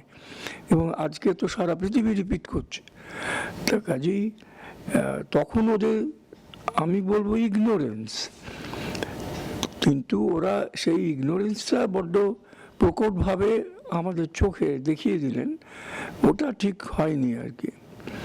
তা ওরা যোগ্য ছিলেন না, গাইনোকোলজিস্ট ছিলেন, তার এরিয়াটা জানতেন, এখানে ফিজিওলজি দরকার, এখানে এন্ডোক্রিনোলজি দরকার, এখানে গাইনোকোলজিও দরকার, সবই দরকার, কিন্তু ওদের সেই কোয়ালিটি সুভাষেরই ছিল একমাত্র, যে উনি এন্ডোক্রিনোলজিস্টও ছিলেন, গাইনোকোলজিস্টও ছিলেন, মেডিকেল ডিগ্রি ছিল, তো ফিজিওলজিস্টও ছিলেন। তা এই কম্বিনেশনটা ওদের কারোর ছিল না, কিন্তু তারা বোঝবার চেষ্টা করেননি, তারা ভাবলেন ওরা সব জানতা। As a human being, Dr. Mukherjee was workaholic, caring little for documentation and patent as well as ignored the formalities. Like that famous Galileo, Socrates, the towering personalities, he too delved deep into the ocean of research for churning out several innovations without expecting the slightest hope of getting exposure. The facts which have been stirred our mind that after his path-breaking innovation and successful implementation of IVF bypassing the method followed by Robert Edwards, the contemporaries of Dr. Subhas Mukherjee, for example, his colleagues, gynecologists, doctors, belong to the different branches of medical science, and other persons known to be very powerful go scared. They had the insecurity within their mind that perhaps if Dr. Mukherjee would receive recognition, their occupation, gain, fame will be on jeopardy. So, very tactfully, they began to ignore him, which ultimately culminated into the variable insult by projecting him as an object of ridicule, or referring his research as ludicrous and virtually valueless. The sheer act was done schematically and purposefully to destroy his motivation and zeal for innovation. Committee প্রশ্ন করেছিল, সে তো ওই যে বললাম ইগনোরেন্সের থেকে যেসব প্রশ্ন করেছে, যেমন ধরুন ওই অ্যাম্পিউলসগুলো আমরা হিট সিল করেছি, সারা পৃথিবীতে সবাই হিট সিল করে, মানে আগুনের সামনে ধরে এখানে লক্ষ লক্ষ কোটি কোটি অ্যাম্পিউলস তৈরি হচ্ছে রোজ সারা পৃথিবীতে। এবং হিট সেন্সিটিভ মেটেরিয়ালই থাকে অ্যাম্পিউলের ভেতরে, ইঞ্জেকশন যেগুলো থাকে হিট সেন্সিটিভ। তা কাজেই ওই মুখটা আমি জানি না অ্যাম্পিউল সিল হওয়ার আগে চেহারাটা কীরকম সেটা কেউ দেখেছে কিনা, ওরা সেটাও দেখেছেন কিনা আমার সন্দেহ আছে। যাই হোক, ওরা লম্বা নেক থাকে, সেই নেকে মাঝখানে ওই আপনার ফ্রেম দিয়ে ওটাকে ফিউজ করা হয়, অ্যাম্পুলটা সিলড হয়ে যায়। তো সেই সিলিংটা করা হয়েছে বললো, আপনি তো কী দিয়ে সিল করলেন? আমরা বললাম যে হিট সিল করা হয়েছিল। তো বললো হিটে গরম হয়ে এমব্রিও মরে যাবে। তিনি একজন ফিজিওলজিস্ট, প্রেসিডেন্সি কলেজের হেড ফিজিওলজিস্ট, তিনি এই প্রশ্ন করছেন। তা অ্যাপারেন্টলি তারা জানেন না, তারা আইএসসিতে গ্লাস বেন্ডিংও করেছেন কিনা আমার সন্দেহ আছে। তারা জানেন না glass is a very bad conductor of heat, is a non conductor. তা কাজেই ওই ওপরে গরম করলে তলায় পৌঁছবে না, কাজে ও সঙ্গে সঙ্গে পাতলা অ্যাম্পিউল চট করে সিল্ড হয়ে যাবে। তা কাজেই এইগুলো তো আমি কি বলবো, এইগুলো মানে ডেলিভারিটলি হয়তো ওরা করছিলেন নাকি না বুঝে করেছেন তা আমি বলতে পারবো না। তার জন্মের বিষয়টা মিডিয়াতে কিভাবে ফাঁস হয়? মিডিয়াতে ওনাদের এই গ্রুপে একজন যে সরোজকান্তি ভট্টাচার্য ছিলেন, যিনি অপারেশন করেছিলেন আমার ওয়াইফে, তিনি ওই অমিত বাজার না আনন্দ বাজার পত্রিকার যে বন্ধু ছিল ওর কোনো এডিটর নাকি, ওকে বলে দিয়েছে। আচ্ছা, ও বললেই ও পুরো ছবি টবি বাচ্চা নিয়ে ওই দিনই পেপারে পাবলিশ করে দিয়েছে। এটা ওরাই সব পাবলিশ করেছে। ওরাই মানে কোনো কিছু আপনাকে না জানিয়েছে? হ্যাঁ, না জানিয়ে করেছে। তারপর আমি দেখলাম এ তো খুব মুশকিল হয়ে গেল, সব ভিড় লেগে যাবে, ও যে পেশেন্ট যে ঘরে আছে বেলভিউতে এসে সব, তখন আমি হসপিটালে বলে কি ভাই আমাকে পেশেন্টকে চেঞ্জ করতে হবে এই রুম থেকে, আর আপনি আমার বোর্ডের ওয়াইফের নামটাম লিখবেন না, ব্ল্যাঙ্ক রাখবেন, কোন ঘরে শিফট হয়েছে তারা কেউ মিডিয়াওয়ালা বুঝতে পারবে না। ওই হিসাবে আমি ও বেলভিউতে চেঞ্জ করালাম ঘর। Dr. Subhas Mukherjee has been an inspiration in my life. I did not have the honor of knowing the man personally. I wish I had that honor. I feel that if he would have been given some support and recognition at that time, I would have known the man. I feel a little cheated that I don't know a genius of a lifetime. My parents took a bold measure with Dr. Mukherjee, and I think together they achieved something which is giving a lot of people hope and joy, and making lives of a lot of women and families, not just women. I mean, we tend to forget the fathers, but making their lives so beautiful. I believe his research is also leading to a lot of other good things which will help a lot more people than just families. And we would have been much more ahead than what we are today if he would have been given a chance and some more support. I hope and I feel that this can be taken as an example, and to encourage research in India. We are such a populous country. There are so many bright minds in our country, and if we can have a government initiated some form of recognition for those scientists, I think it will go a long way in establishing India for what it truly is, which is a beautiful country with a lot of bright people. And I just hope that his sacrifice doesn't go waste and his genius doesn't go waste. ওকে, আপনার doctor Subhash মুখার্জির যে death, সেটা নিয়ে আপনার কোনো কষ্ট হয়? I feel, like I said, cheated. He should not have, it should not have ended the way it ended. It is not good to put genius people in that space. They are geniuses in their work. They are not good at handling other people. They are not expected to be good at handling media and politics and other people, and it should not be like that. If you're good at something, why do you have to be good at those other things? So if just because he wasn't good at that part of life does not mean he should have been punished the way he had been. From that angle, I don't think it's fair at all. I don't think it's fair that somebody who selflessly did this for the joy of creation. He did not do it for money. He did not do it for name. He did not do it for self-glory at all. He just did it for the sake of, doing something which he felt, God gives these gifts to people. He made use of his gift.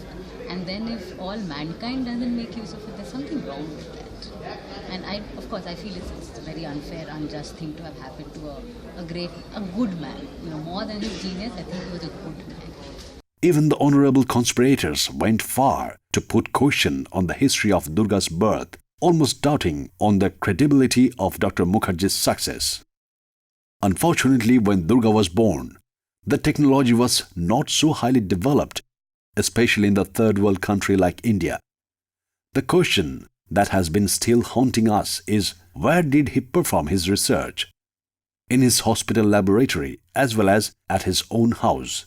He involved himself diligently to make IVF an achievement. His contemporaries, out of professional rivalry and gross jealousy, had kept themselves mum, although they knew what the reality was and the truth is. Even till date, they refused to open up their mind in front of camera, while behind the back of the tragedy. They have used the techniques to articulated by Dr. Mukherjee unabashedly, without any pricks of conscience. Today, they have been acknowledged and revered as the authority in the field of IVF and other treatment related to infertility. But truth cannot be suppressed forever. So, it can assume that T.C. Anand Kumar's confident assertion regarding Dr. Mukherjee's success and his acknowledgement that Dr. Mukherjee is the pioneer of IVF in India is a tight slap on the hypocrisies of the so-called elites and educated individuals. খালি কৃপামিত্র জিজ্ঞেস করেছিলেন যে তুমি ওই যে cervical fluid collect করেছিলে তাতে embryo growth করাচ্ছিলে, তা সার্ভাইকাল ফ্লুইড কতটা পাওয়া যায়? তখন উনি বললেন যে না স্যার, চেষ্টা করলে 1 cc-ও পাওয়া যাবে। তা কাজেই যে নিজে করেছে কৃপামিত্র, সে করে উনি 1 cc-তে, আর এমব্রিও করার জন্য সে তো 0.2 cc হলেই হয়তো সাফিসিয়েন্ট। তা কাজেই ওই এগুলো তো প্র্যাকটিক্যাল ব্যাপার, যে করেছে সেই বুঝতে পারবে। আর তো যারা ওই যে নিউরোফিজিওলজিস্ট, রিপ্রোডাক্টিভ ফিজিওলজি কি জানবে, কতটুকু জানবে? সে প্রশ্ন করছে যে বই থেকে পড়ে এসে, আমার মনে হয় যে আপনি তো ওভাম তো নেগেটিভলি চার্জড অমুক তমুক কী বলতে যাচ্ছিলেন। সুভাষ জাস্ট ইন্টারাপ্ট করে বললেন, doctor Maiti, have you seen an ovum in your life time? তা ডক্টর মাইতি বললেন না। যেই বললেন সঙ্গে সঙ্গে বললেন, ডোন্ট টক অ্যাবাউট ইট। একবার হাত করে এমন মাইতি তো লজ্জায় ঘর থেকে বেরিয়ে গেলেন। তা ন্যাচারালি ওরা বললো আমাদের অপমান করেছে, অমুক করেছে। তা তোমরা যখন অপমান করছো তখন কিছু দোষ নেই, আর আমরা অপমান করলেই দোষ হবে না। কিন্তু আপনি যে কোশ্চেনটা করেছিলেন সেটা তো অপমানের পর্যায়ে পড়ে না। ডক্টর সুভাষ মুখার্জি যে প্রশ্নটা করেছেন সেটা তো অপমানের পর্যায়ে পড়ে না। ওরা মনে করছে অপমান, তাই তো বলেছিল, ওরা তো বলেছিল আমাদের অপমান করেছিল। তা কাজেই প্রশ্ন না, উনি বলেছেন যে ডোন্ট টক অ্যাবাউট ইট। যাই হোক, তো সেটা এখন ওই সব নিয়ে আরও দু একটা কী করেছিল আমার খেয়াল নেই। যাই হোক, তারপরেই তো ওরা বললো যে না, তাহলে দরকার নেই, আপনি করতে চান না, বলতে চান না। বললো সবই তো বলা আছে, ওই যে রিপোর্টে সবই বলা আছে, আপনি কী প্রশ্ন করতে চাইছেন?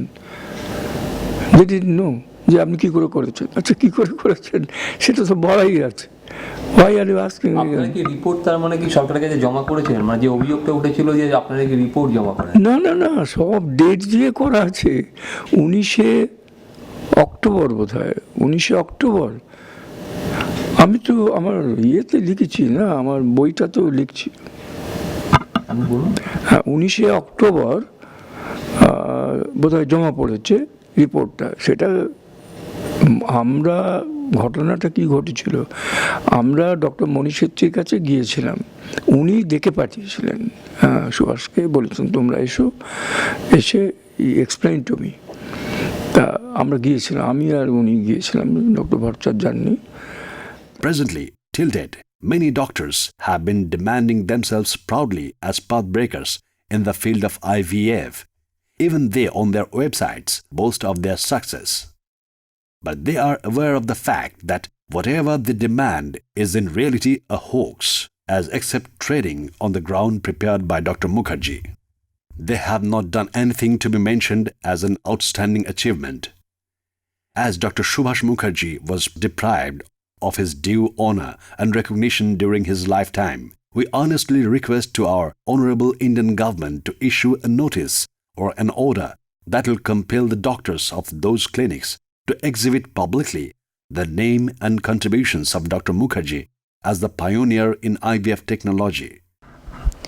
সুভাষবাবুর কাজ এবং সেই কাজের যে গ্রহণযোগ্যতার ইতিহাস, তার দিকে তাকালে আমরা দেখতে পাই যে প্রথম দিকে কিন্তু ওনার কাজের উপর তার আশেপাশের মানুষ ভরসাই রেখেছিল।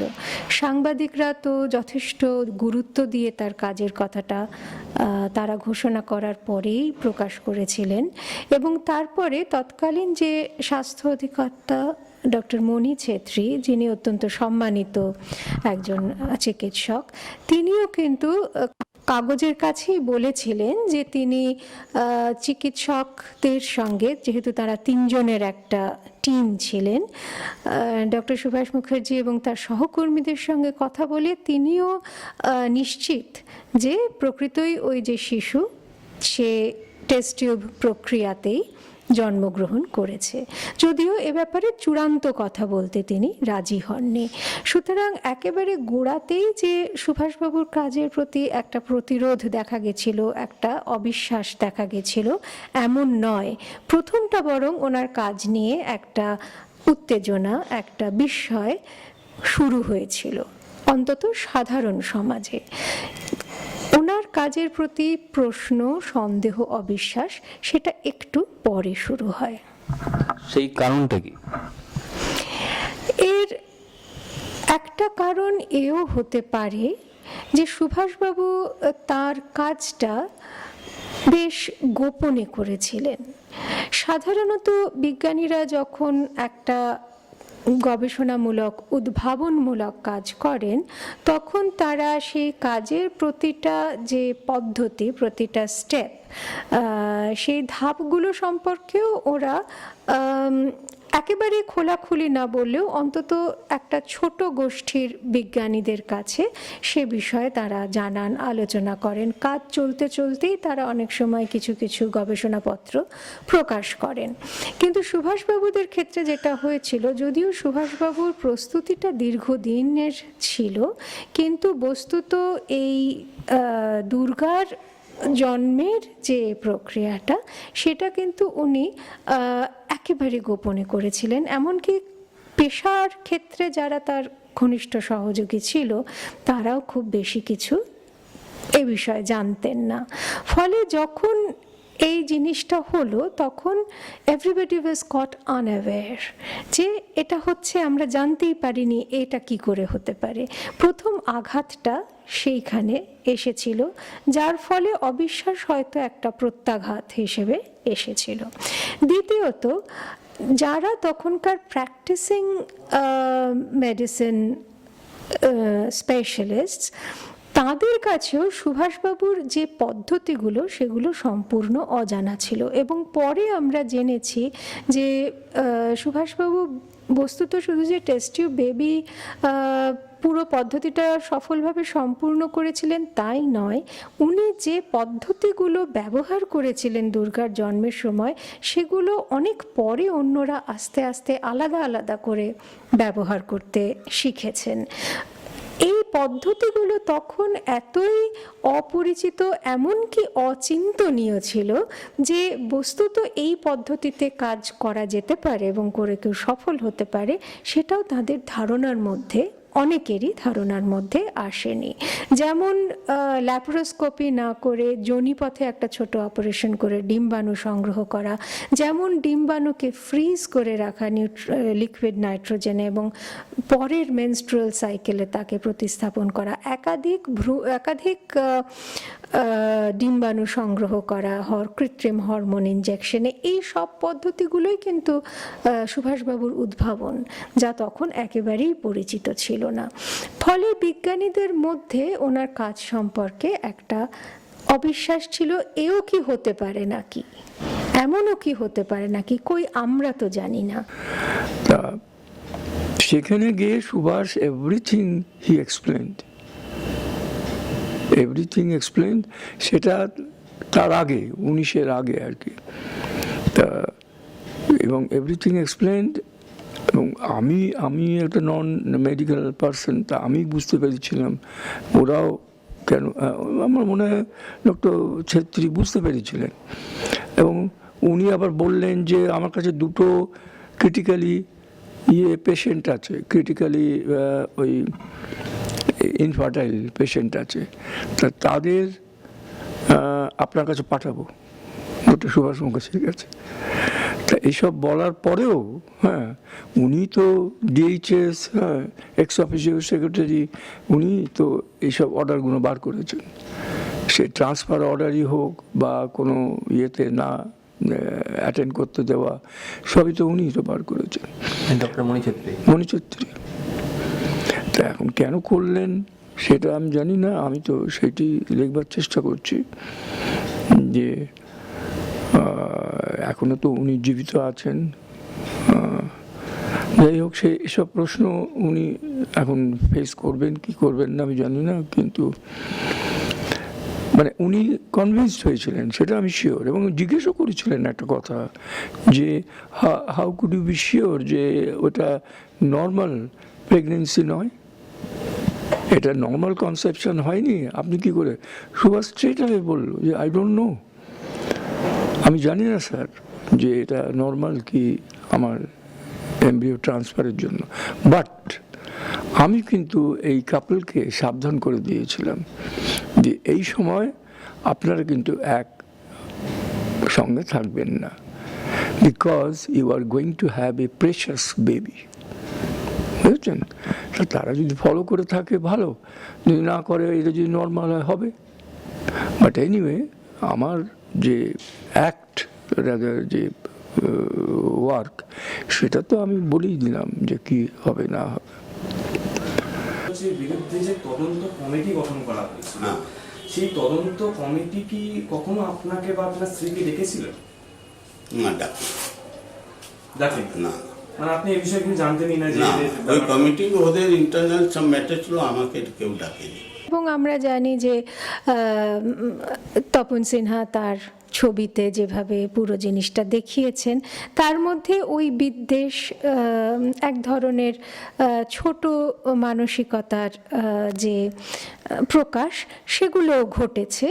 এবং বস্তুত আমরা সেটার পরিচয় দেখতে পাই যখন আমরা ইতিহাসের পাতা খুললে দেখি যে সুভাষবাবুকে তার কাজ সম্পর্কে এক্সপ্লেন করার যে সুযোগ দেওয়া সিম্প্যাথেটিক্যালি, সম্মানের সঙ্গে, সেটা হয়নি। সেটা যখন তিনি তার কাজটা তার যাকে বলে পিয়ার গ্রুপ, তার সতীর্থ, তার সহকর্মীদের কাছে যখন তিনি বলতে গেছেন, তখন হাজার রকম প্রশ্ন করে, নানা ধরনের নৈতিক প্রশ্ন তুলে, নানা ধরনের নিয়ম নীতির প্রশ্ন তুলে তার মূল যে কাজটা সেটার কে চাপা দিয়ে দেওয়ার একটা চেষ্টা ছিল। যেহেতু সুভাষবাবু নিজে তার কাজ সম্পর্কে কোনো বৈজ্ঞানিক নিবন্ধ কোনো আন্তর্জাতিক জার্নালে ইতিমধ্যেই প্রকাশ করেননি, সেই জন্য তিনি কিন্তু একটু ব্যাকফুটে ছিলেন। তার পক্ষেও বৈজ্ঞানিকভাবে নিজেকে প্রতিষ্ঠা করাটা একটু সমস্যা হচ্ছিল, যার ফলে অন্যরা তার সুযোগটা পূর্ণ মাত্রায় গ্রহণ করেছিলেন। তো স্যার, আপনি বা আপনার স্ত্রী দুর্গা দুজনেই কি বিশ্বাস করেন যে দুর্গা ওরফে কানুপ্রিয়া টেস্ট টিউব বেবি? না, তো তো প্রসেসটা ডাক্তার করেছে, আমরা তো ওইসব ম্যাটার সায়েন্টিফিক জিনিসটা বুঝি না। না, কিন্তু উনি যেভাবে করেছে, উনি নিজেই বলেছে এইভাবে তোমার বাচ্চা হয়েছে। তারপর সুনীত মুখার্জি নাইট্রোজেন ফ্রিজিং করছে, যাদবপুর ইউনিভার্সিটিতে উনি ছিলেন তখন, সুনীত মুখার্জি। সুভাষ মুখোপাধ্যায়কে সম্মান করার মূল দায়িত্বটা কিন্তু পড়ে বিজ্ঞানীদের উপর, বিশেষত চিকিৎসা বিজ্ঞানীদের উপর। তার উদ্ভাবিত পথে এখন যেভাবে একেবারে বাণিজ্যিক উপায়ে অনবরত কৃত্রিম প্রজনন হয়ে চলেছে, যার মধ্যে অনেক সময় মহিলাদের স্বাস্থ্যটাও যথেষ্ট নিরাপত্তার সঙ্গে দেখা হচ্ছে না, এই বিষয়গুলো আমাদেরকে চিন্তিত করে। কারণ সুভাষবাবু নিজে কিন্তু মহিলাদের স্বাস্থ্যের বিষয়ে অত্যন্ত সচেতন ছিলেন, তাদের সমস্যা দূর করাটাই তার কাছে একটি প্রধান কাজ ছিল। ফলে আমার মনে হয় যে কৃত্রিম প্রজনন, বিশেষত সুরক্ষিত নিরাপদ কৃত্রিম প্রজনন বিষয়ে যে গবেষণা, তার কোনো কাজ যদি সুভাষবাবুর নামে নামাঙ্কিত করে করা যায়, সেই কাজ যে নবীন বিজ্ঞানীরা করছেন তাদেরকে যদি তার নামের কোনো বৃত্তি, কোনো ফেলোশিপ, স্কলারশিপ দেওয়া যায়, এবং সেই বিষয়ে যে আলোচনা হয়, সেই যে মানে মেমোরিয়াল লেকচার, সেইগুলো যদি বড় কোনো প্রতিষ্ঠান, শুধু ছোট একটা মানে ওনার ঘনিষ্ঠদের ক্লাব সেরকম নয়, কোনো বড় প্রতিষ্ঠানগুলি যেগুলো আমাদের কেন্দ্রীয় সরকার, রাজ্য সরকারের পোষিত অটোনমাস যে বডিগুলো আছে, তারা যদি তাকে সেই সম্মানটা দেন, সেটাই হবে তার পক্ষে একটা যোগ্য স্বীকৃতি। It is undeniable that succumbing to severe psychological torture, Dr. Mukherjee had to commit suicide. But we, the responsible citizens of India, till today have murdered him innumerably by suppressing his contribution. His better half, Nomita Mukherjee, demanded CBI inquiry into the matter of his death during the year 1981 and appealed to the Honourable State Government. But ironically, her demand remained unheard to the deaf ears of the authority. Government একটা কাজ করেছে, একটা research centre নীলরতনে করেছে, সেটা এখনো ভালোভাবে চলছে না। আর উনি একটা ফুড ব্যাপারে বেহালা চৌরাস্তা একটা ইউনিট করেছে, ডক্টর সুভাষ মুখার্জির রিপ্রোডাক্টিভ বায়োলজি রিসার্চ সেন্টার রয়েছে।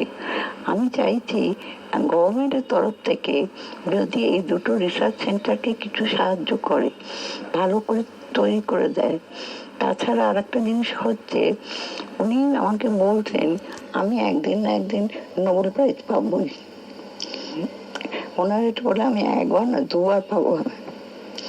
তারপরে ওনার আর একটা জিনিস যেটা আমি চাইছি কি, যদি গভর্নমেন্ট কখনো ওনাকে কোনো ন্যাশনাল অ্যাওয়ার্ড কিছু দিলে আমি খুশি হব। আমার তো জীবন শেষ হয়েছে। পশ্চিমবঙ্গের যে মুখ্যমন্ত্রী মমতা ব্যানার্জি, তার কাছে কোনো আবেদন? আমরা ইতিমধ্যেই আবেদন করেছিলাম, এবং উনি বোধহয় 2014 সালে একটা ওই ট্রপিক্যাল মেডিসিনটা ওনার নামে উৎসর্গ করেছেন। কিন্তু আমাদের আবেদন ছিল আরও কিছু করার জন্য, সেটা এখনো পর্যন্ত আমরা কোনো সংবাদ সেই ব্যাপারে পেয়ে উঠিনি। আপনারা মাননীয় মুখ্যমন্ত্রীর কাছে কী চাইছেন? আমরা মাননীয় মুখ্যমন্ত্রীর কাছে চেয়েছিলাম যাতে, যেমন উনি এটি পার্মানেন্ট চেয়ার করেছেন এবং ট্রপিক্যাল মেডিসিন ওনার নামে উৎসর্গ করেছেন, ওনার নামে যদি একটি রাস্তা হয়, এবং যদি ওনাকে ওনার যে সমস্ত উপাধি দেওয়া হয় সেটা দেওয়া হয়, তাহলে অন্তত মানে পশ্চিমবাংলার ক্ষেত্রে তার একটা থাকবে, ইম্প্যাক্ট থাকবে। Distinguished personalities present on the dais, Subhas Mukherjee, the President, Dr. Sayanhya D, Director of Medical Education, West Bengal, and lastly, our very good friend, an internationally famous scientist for whom we all proud for the big success of our medical center. I had the privilege of knowing him for a long, long time, and a very good friend of ours, Subhas Mukherjee. It is my privilege to address you in the citations of life and work of Professor Subhas Mukherjee in this afternoon here. Before I start, I must thank Professor Subhas Mukherjee for allowing me to present the citation. Many of you know about Professor Subhas Mukherjee. Anyway, it is a formal meeting, so let me just clear some of the facts regarding his life and work. Dr. Mukherjee was born in 1931, 16 January in Bihar. He graduated from National Medical College of Calcutta in 1958, and following graduation, he opted for a PhD in physiology. An eminent person, Professor Sayanhya D, who is no more with us. We had him in last meetings. But I think his most important academic work and study and learning was in Edinburgh University. As he personally told me, the best era in his life, 6 to 67, he was in Edinburgh, and again working with a renowned personality or world-renowned physiologist, reported physiologist, John Lorraine. Also his colleagues, E.T. Bell, they were very good workers, and during his PhD work, a new method to estimate LH hormone was devised during his work. Many of you might be knowing, in those days, there is no reliable method to estimate LH hormone, and these sort of bioassays were the only available methods, and this actually laid the foundations of the good work using bioassay for LH. So this was a very important work in his life, and I think, as he told me personally, that during that time, he learned a lot of techniques, skills regarding clinical endocrinology in that world-renowned center. On his return to India, he joined as a lecturer in physiology department in Asst Medical College. And there, and that part of time, as Professor Mukherjee says, আমার সবচেয়ে ভালো সময় ছিল, because in Asst Medical College, he had a lot of good colleagues also, senior clinical colleagues, Dr. D.N. Poddar, Professor B.N. Chakroborty, Dr. Boone. With them, he had numerous studies published in all the national conferences. They have wonderful publications. In fact, in some conferences, we found first 6 publications were from Dr. Mukherjee and his group. We are really proud of. In those days, we were students, and incidentally, Dr. Mukherjee comes from his ancestral house is in Nissel, Calcutta, where my house is also located. So I didn't know him earlier. But yeah, I had the opportunity to meet him around 1978 early. And following that event, that announcement of birth of Durga, which according to Mukherjee again was a trouble-creating point, because personally in the initial phase he didn't want to publish it through press, because so far his saying goes, he did not consider in vitro fertilization to be a very pioneering work, because in animals a lot of work was done earlier, and but his idea for getting into the work of embryos was a little different, because he had a new idea regarding the origin and role of human chorionic gonadotropin from uterine decidual cells. At that time, or still we know, it is known and established also that it is originating from trophoblast. But Dr. Mukherjee had an idea that it might be of different origin, that is uterine or decidual origin, and he had several experimentations to show that HCG-like material were in fact being secreted by non-pregnant human endometrium. I remember, it is really nostalgic to say, that at that time in 1979, a real scientist, Dr. Mukherjee, again wanted to reconfirm the finding. So he said, he told me, I was in Medical College, he wanted me to collect at least 40 to 45 non-pregnant endometrium, which he again wanted to be confirmed by DN's HPH studies and everything, that they are really non-pregnant endometrium. I did that, pulled those samples, and Dr. Mukherjee, myself, we went to Dr. Moni Mukherjee's laboratory in Baligan Science College to purify the product of endometrial extract, and then we were now in the gel electro process in the year 1979. and Professor Mukherjee is here. I think she'll be speaking. So with our excitement, we found that yes, when we had a parallel run with purified, commercially prepared, highly purified ECG processing, we had a similar bending pattern. Dr. Mukherjee wished to edit that part and go for further studies. Unfortunately, during that time, the worst time in his life, a lot of criticism, vindictive attitude of the administration government of West Bengal, he could not undertake that study to further, and we had to stop it here. In addition, he also postulated a lot of ideas like glutationic effect of androgens on corpus luteum. He also postulated the stress-induced hyperandrogenemia, and it might lead to the development of polycystic ovarian disease. Many of us now know that in modern day, the stress of modern female is a contributing factor in the etiology of polycystic ovarian syndrome or hyperandrogenemia, and that he postulated long back. However, you all know about the most important part of his life, that is creation of India's first test-tube baby. Professor Subhas Mukherjee, he mentioned that yes, though it is quite late, but in 2001, Indian Council of Medical Research established a committee expert committee for guideline to draft a guideline for AID technique in India. I was also a member of that, along with Professor B. Chakroborty. And we initiated a protocol and to discussion so that Dr. Mukherjee's work can be recognized. And I'm very happy that committee finally recognized and placed in his brief or introductory remarks that Dr. Mukherjee's work should be considered as India's first documented test-tube baby.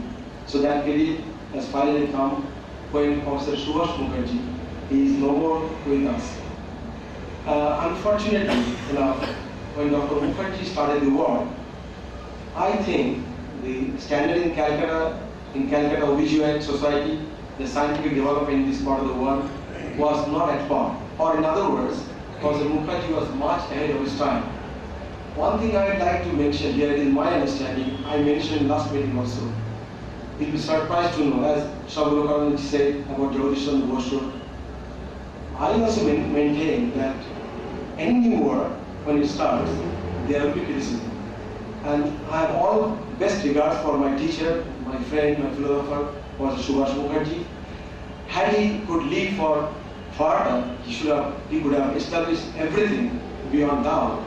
It is very unfortunate that he had to put his end to his life. But before that, he was interviewed by no less a personality than Dr. B. Saxena in Surat Congress 1978.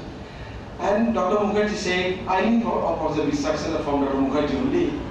And after his death, I communicated the news to Professor B. Saxena, and he was shocked. We were all shocked.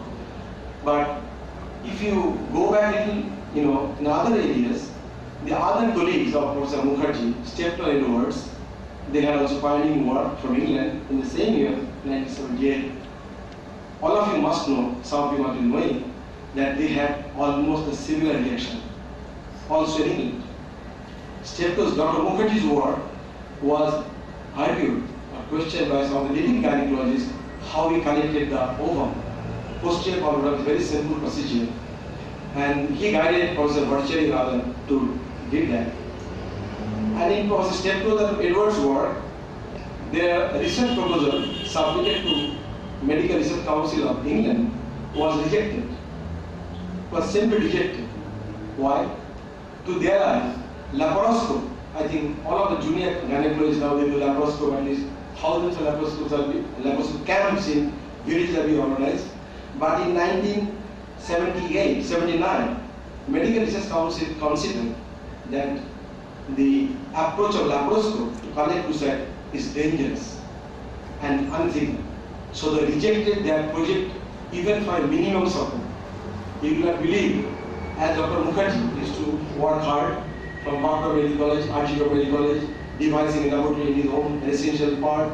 I have seen that, and the people to see that. Similarly, Professor Edwards used to drive sometimes 180 miles to Ujjal from Cambridge to work.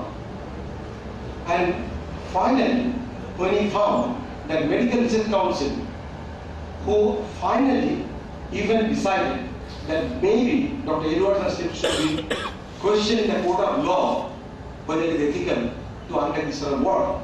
So he has to leave the service, and Dr. Edwards writes himself, the first time he thought to develop a company. So they floated a private limited company, believe me or not, to start the work from Oldham to Bournemouth Clinic.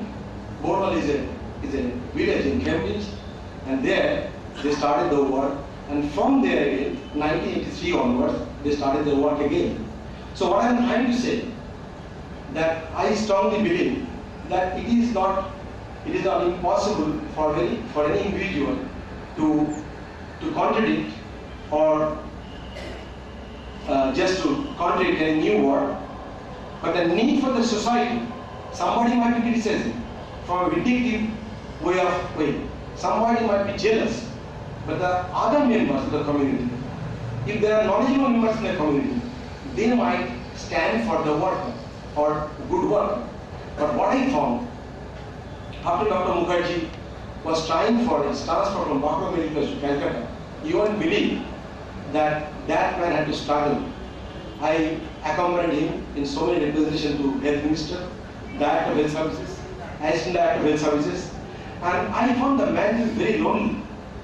And I was just a housewife then, so I thought it is my duty not to think of my postgraduate examination, my juniors are here, but I thought I should give company to this, because I had no power at that time. I was nobody in Calcutta. I was just a medical graduate, so I used to accompany him. He went to Health Minister, DHS, everybody. And it was very surprising that in spite of Health Minister's recommendations for his transfer from Bangalore to Calcutta, it was not effective. It was deliberately delayed by a section of government official in his building. I should not name them, though I know very well who were responsible. And his transfer was delayed. Finally, his transfer was effected after he had a massive heart attack. Maybe with that news, there was a little shock in the Radis building, and he was given a transfer from Bangalore to Ujjal College. But again, to get the transfer order, there is a clearance release order from Bangalore, I had to go to Bangalore Medical College 6 times in 10 days. Morning I used to take one card from one of his patient. He gave the card. I used to go to Bangalore with a paper. There are some trivial reasons, it has to be signed. Again I used to come, and Dr. Mukherjee was so upset. So finally he was transferred to Bangalore Medical College.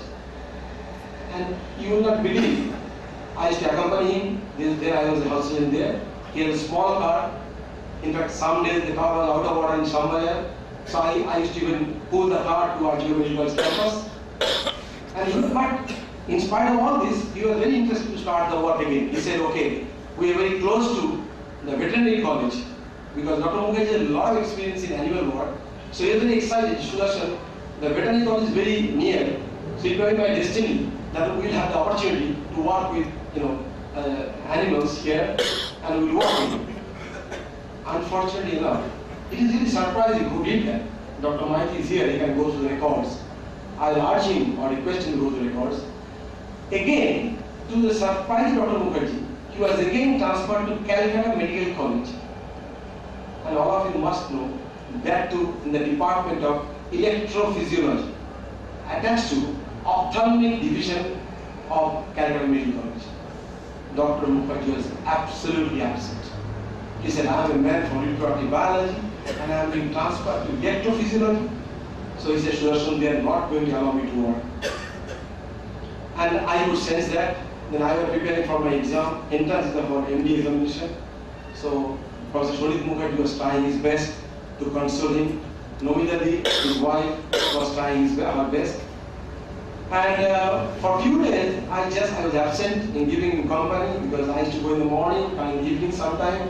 Professor Mukherjee used to come from Jaffar University, we talked for hours. When I came back, one day morning, I went to his house, called him, and he was not very attentive. In the evening, the news came that he put an end to his life by committing suicide.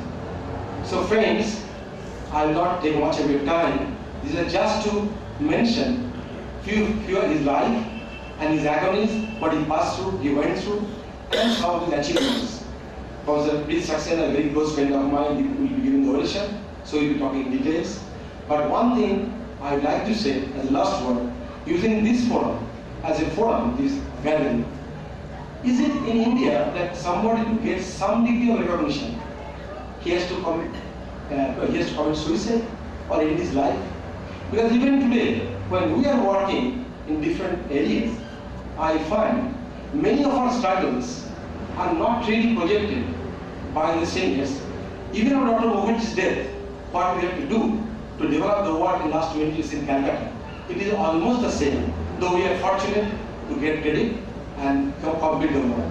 So here, yes, I finish my citation here. I understand that I'm being late, but you must know certain facts which many of you do not know. Because as I know Dr. Mukherjee used to say, that truth is the final thing and don't compromise. He didn't compromise. Anyway, dear friends, with these few words, I thank Subhas Mukherjee Memorial Diplomatic Bali Center for allowing me to present citation, and I thank you all for giving me a patient hearing. Thank you all. Thank you, Master.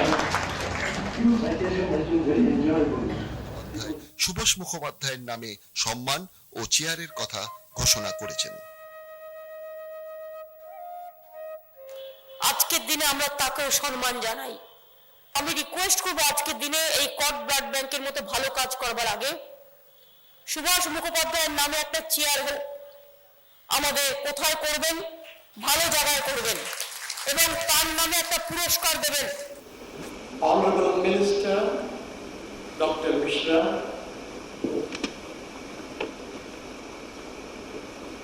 Professor Ashok Pandu, Principal of Banaras Medical College, Professor Subhas Mukherjee, Professor J.C. Mitra, Dr. Maiti, and Dr. Subir Datta, and many distinguished friends across there and on the dais. It gives me great pleasure to be here. This occasion marks not only the death anniversary of Subhas Mukherjee, but indicates the culmination of several small steps taken in the past 25 years to reach the stage of recognition, which indeed may be called or considered as a milestone in the history of in vitro fertilization in India. A little word about in vitro fertilization. In vitro fertilization, as you well know, as established by Professor Mukherjee, resulted in the birth of the world's second test tube baby, and India's first, of course. And this baby, which Dr. Subhas Mukherjee created, or made possible to be born, was 2 months late, and it's perhaps 2 months later than the first test tube baby, because he had cryopreserved his human embryo for 2 months before it was transferred to the mother. So it's very possible that the world's first and second test tube babies were born at the same time, which clearly indicates that this was a technology which came out of the minds and hands of Subhas Mukherjee and his colleagues.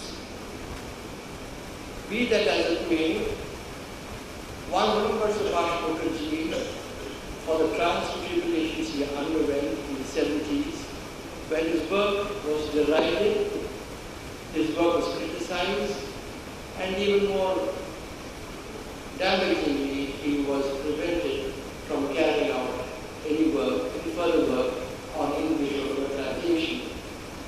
We lost a great opportunity in carrying forth IVF and its allied subjects at that point of time. This is the type of honor, respect we pay to our scientists, to our forefathers. What do you expect from the present generations? If this is the way we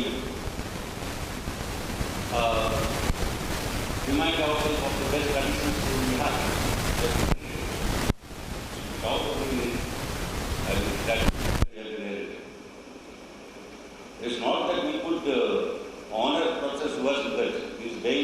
I will go on paying him any honor to him. You will not be there to see. I being an atheist, you see, I don't believe that soul leaves after somebody dies. So he is not saying that we are paying honor to him. We could not honor him. We could not dishonor him either. We could not dishonor him even when he was alive. We have dishonored ourselves on. We could not defend. We have defended ourselves on. আপনার এই doctor Subhas Mukherjee দুর্গার জন্মর পর দুর্গার বাবার কি বক্তব্য ছিল এই বিষয়ে? না না শুনুন, এই জিনিসটা লোকে একটা সোশ্যাল অ্যাসপেক্ট আছে, একটা সাইকোলজিক্যাল অ্যাসপেক্টও আছে। একটা লোক, হ্যাঁ, সে মেল হোক ফিমেল হোক, সে আপনার কাছে দাঁড়িয়ে গর্ব করে বলবে আই এম ইনফার্টাইল। তো এই জিনিসটা, সাধারণ জিনিসটা ওরা তাকে ছেঁকে ধরছে যে আপনার কী হয়েছিল, আপনার কী প্রবলেম ছিল অমুক। সে তো মানে হি ওয়াজ, তাছাড়া they are very conservative family.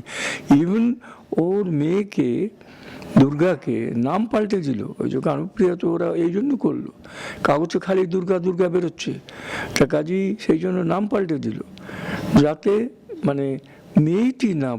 তার সবচেয়ে বড় হচ্ছে যে ওই মেয়েটি যখন গ্রো করবে স্কুলে, সবাই তো তাকে ইয়ে করবে, ঠাট্টা করবে যে তুমি তো টেস্ট টিউব হয়তো একটা টেস্ট টিউব নিয়ে এসে বললো এই মতো ঢোক, এসব করবে না। একটা বাচ্চার মনের ভেতরে কতখানি মানে তার ইয়ে হতে পারে, ইনফ্লুয়েন্স হতে পারে, এতে কোনো ধারণা আছে? খেলা করছে, জিনিসটা নিয়ে খেলা হয়েছে, এত বড় একটা সিরিয়াস ম্যাটার নিয়ে খেলা করছে। তা কাজেই ওরা সেই জন্য দে আর ভেরি অ্যাংরি। ওরা মানে প্রেসের কাছে যেতেই চাইছিল না, প্রেসকে ঢুকতেও দিচ্ছিল না, যে বলবো না কিছু। খুব পরিস্থিতি খারাপ ছিল। আমার বাড়িতে সব লোকরা আসা যাওয়া শুরু করে দিয়েছে, নিউজ পেপার, মিডিয়া, তারপরে ফরেন থেকে, জাপান, অস্ট্রেলিয়া থেকে সব লোক আসছে। আমি তখন ওদেরকে বারণ করে দিলাম, ভাই কি কোনো আমি ওটা দেব না। এখন ইন্ডিয়া ক্যালকাটা টেলিভিশনে ছিলেন মিস্টার অলোক সেন মনে হয়, তখন উনি আমার বাড়িতে এসেছিলেন, বললো আপনার একটা ছবি আমরা টেলিভিশনে শো করব। আমি সবকে বারণ করে দিলাম। আমার বাবা বলেও ছিল, আরে কী আছে, টেলিভিশনে তোমার ছবি আসবে, তোমার ইন্টারভিউ আসবে, দিয়ে দাও। আমরা না, আমি পাবলিসিটি পছন্দ করি না, সোজা। এটা কি আপনার শুধুমাত্র পাবলিসিটি নাকি এটা ভয় কাজ করে? না না, অনলি পাবলিসিটি। ভয় কিছু ছিল না আমার। ভয় কিসের ছিল? আমি তো ডক্টর নেই, আমার বাচ্চা হয়েছে, আমার ভয় লাগবে কিসে? আমার তো শুধু এটা, আমি একটু মানে ও টাইপের, আমি পাবলিসিটি পছন্দ করি না বেশি। ডক্টর সুভাষ মুখার্জির যে সময় ঘটনা ঘটে সেই সময় ডক্টর সুভাষ মুখার্জির সব বন্ধু ছিলেন, সেই সময় যারা ডক্টর সুভাষ মুখার্জির খুব কাছের ছিলেন, তারা ডক্টর সুভাষ মুখার্জিকে সেই সময় কতটা হেল্প করেছিলেন? তার মধ্যে কারা কারা ছিলেন? কেউই প্রায় হেল্প করেনি, কেউই না। হেল্প যদি করতো তাহলে তো অন্য সিচুয়েশন হতো, মানে প্রফেশনাল যারা ওরা কলিগস বা বন্ধুরা, কেউই হেল্প করেনি।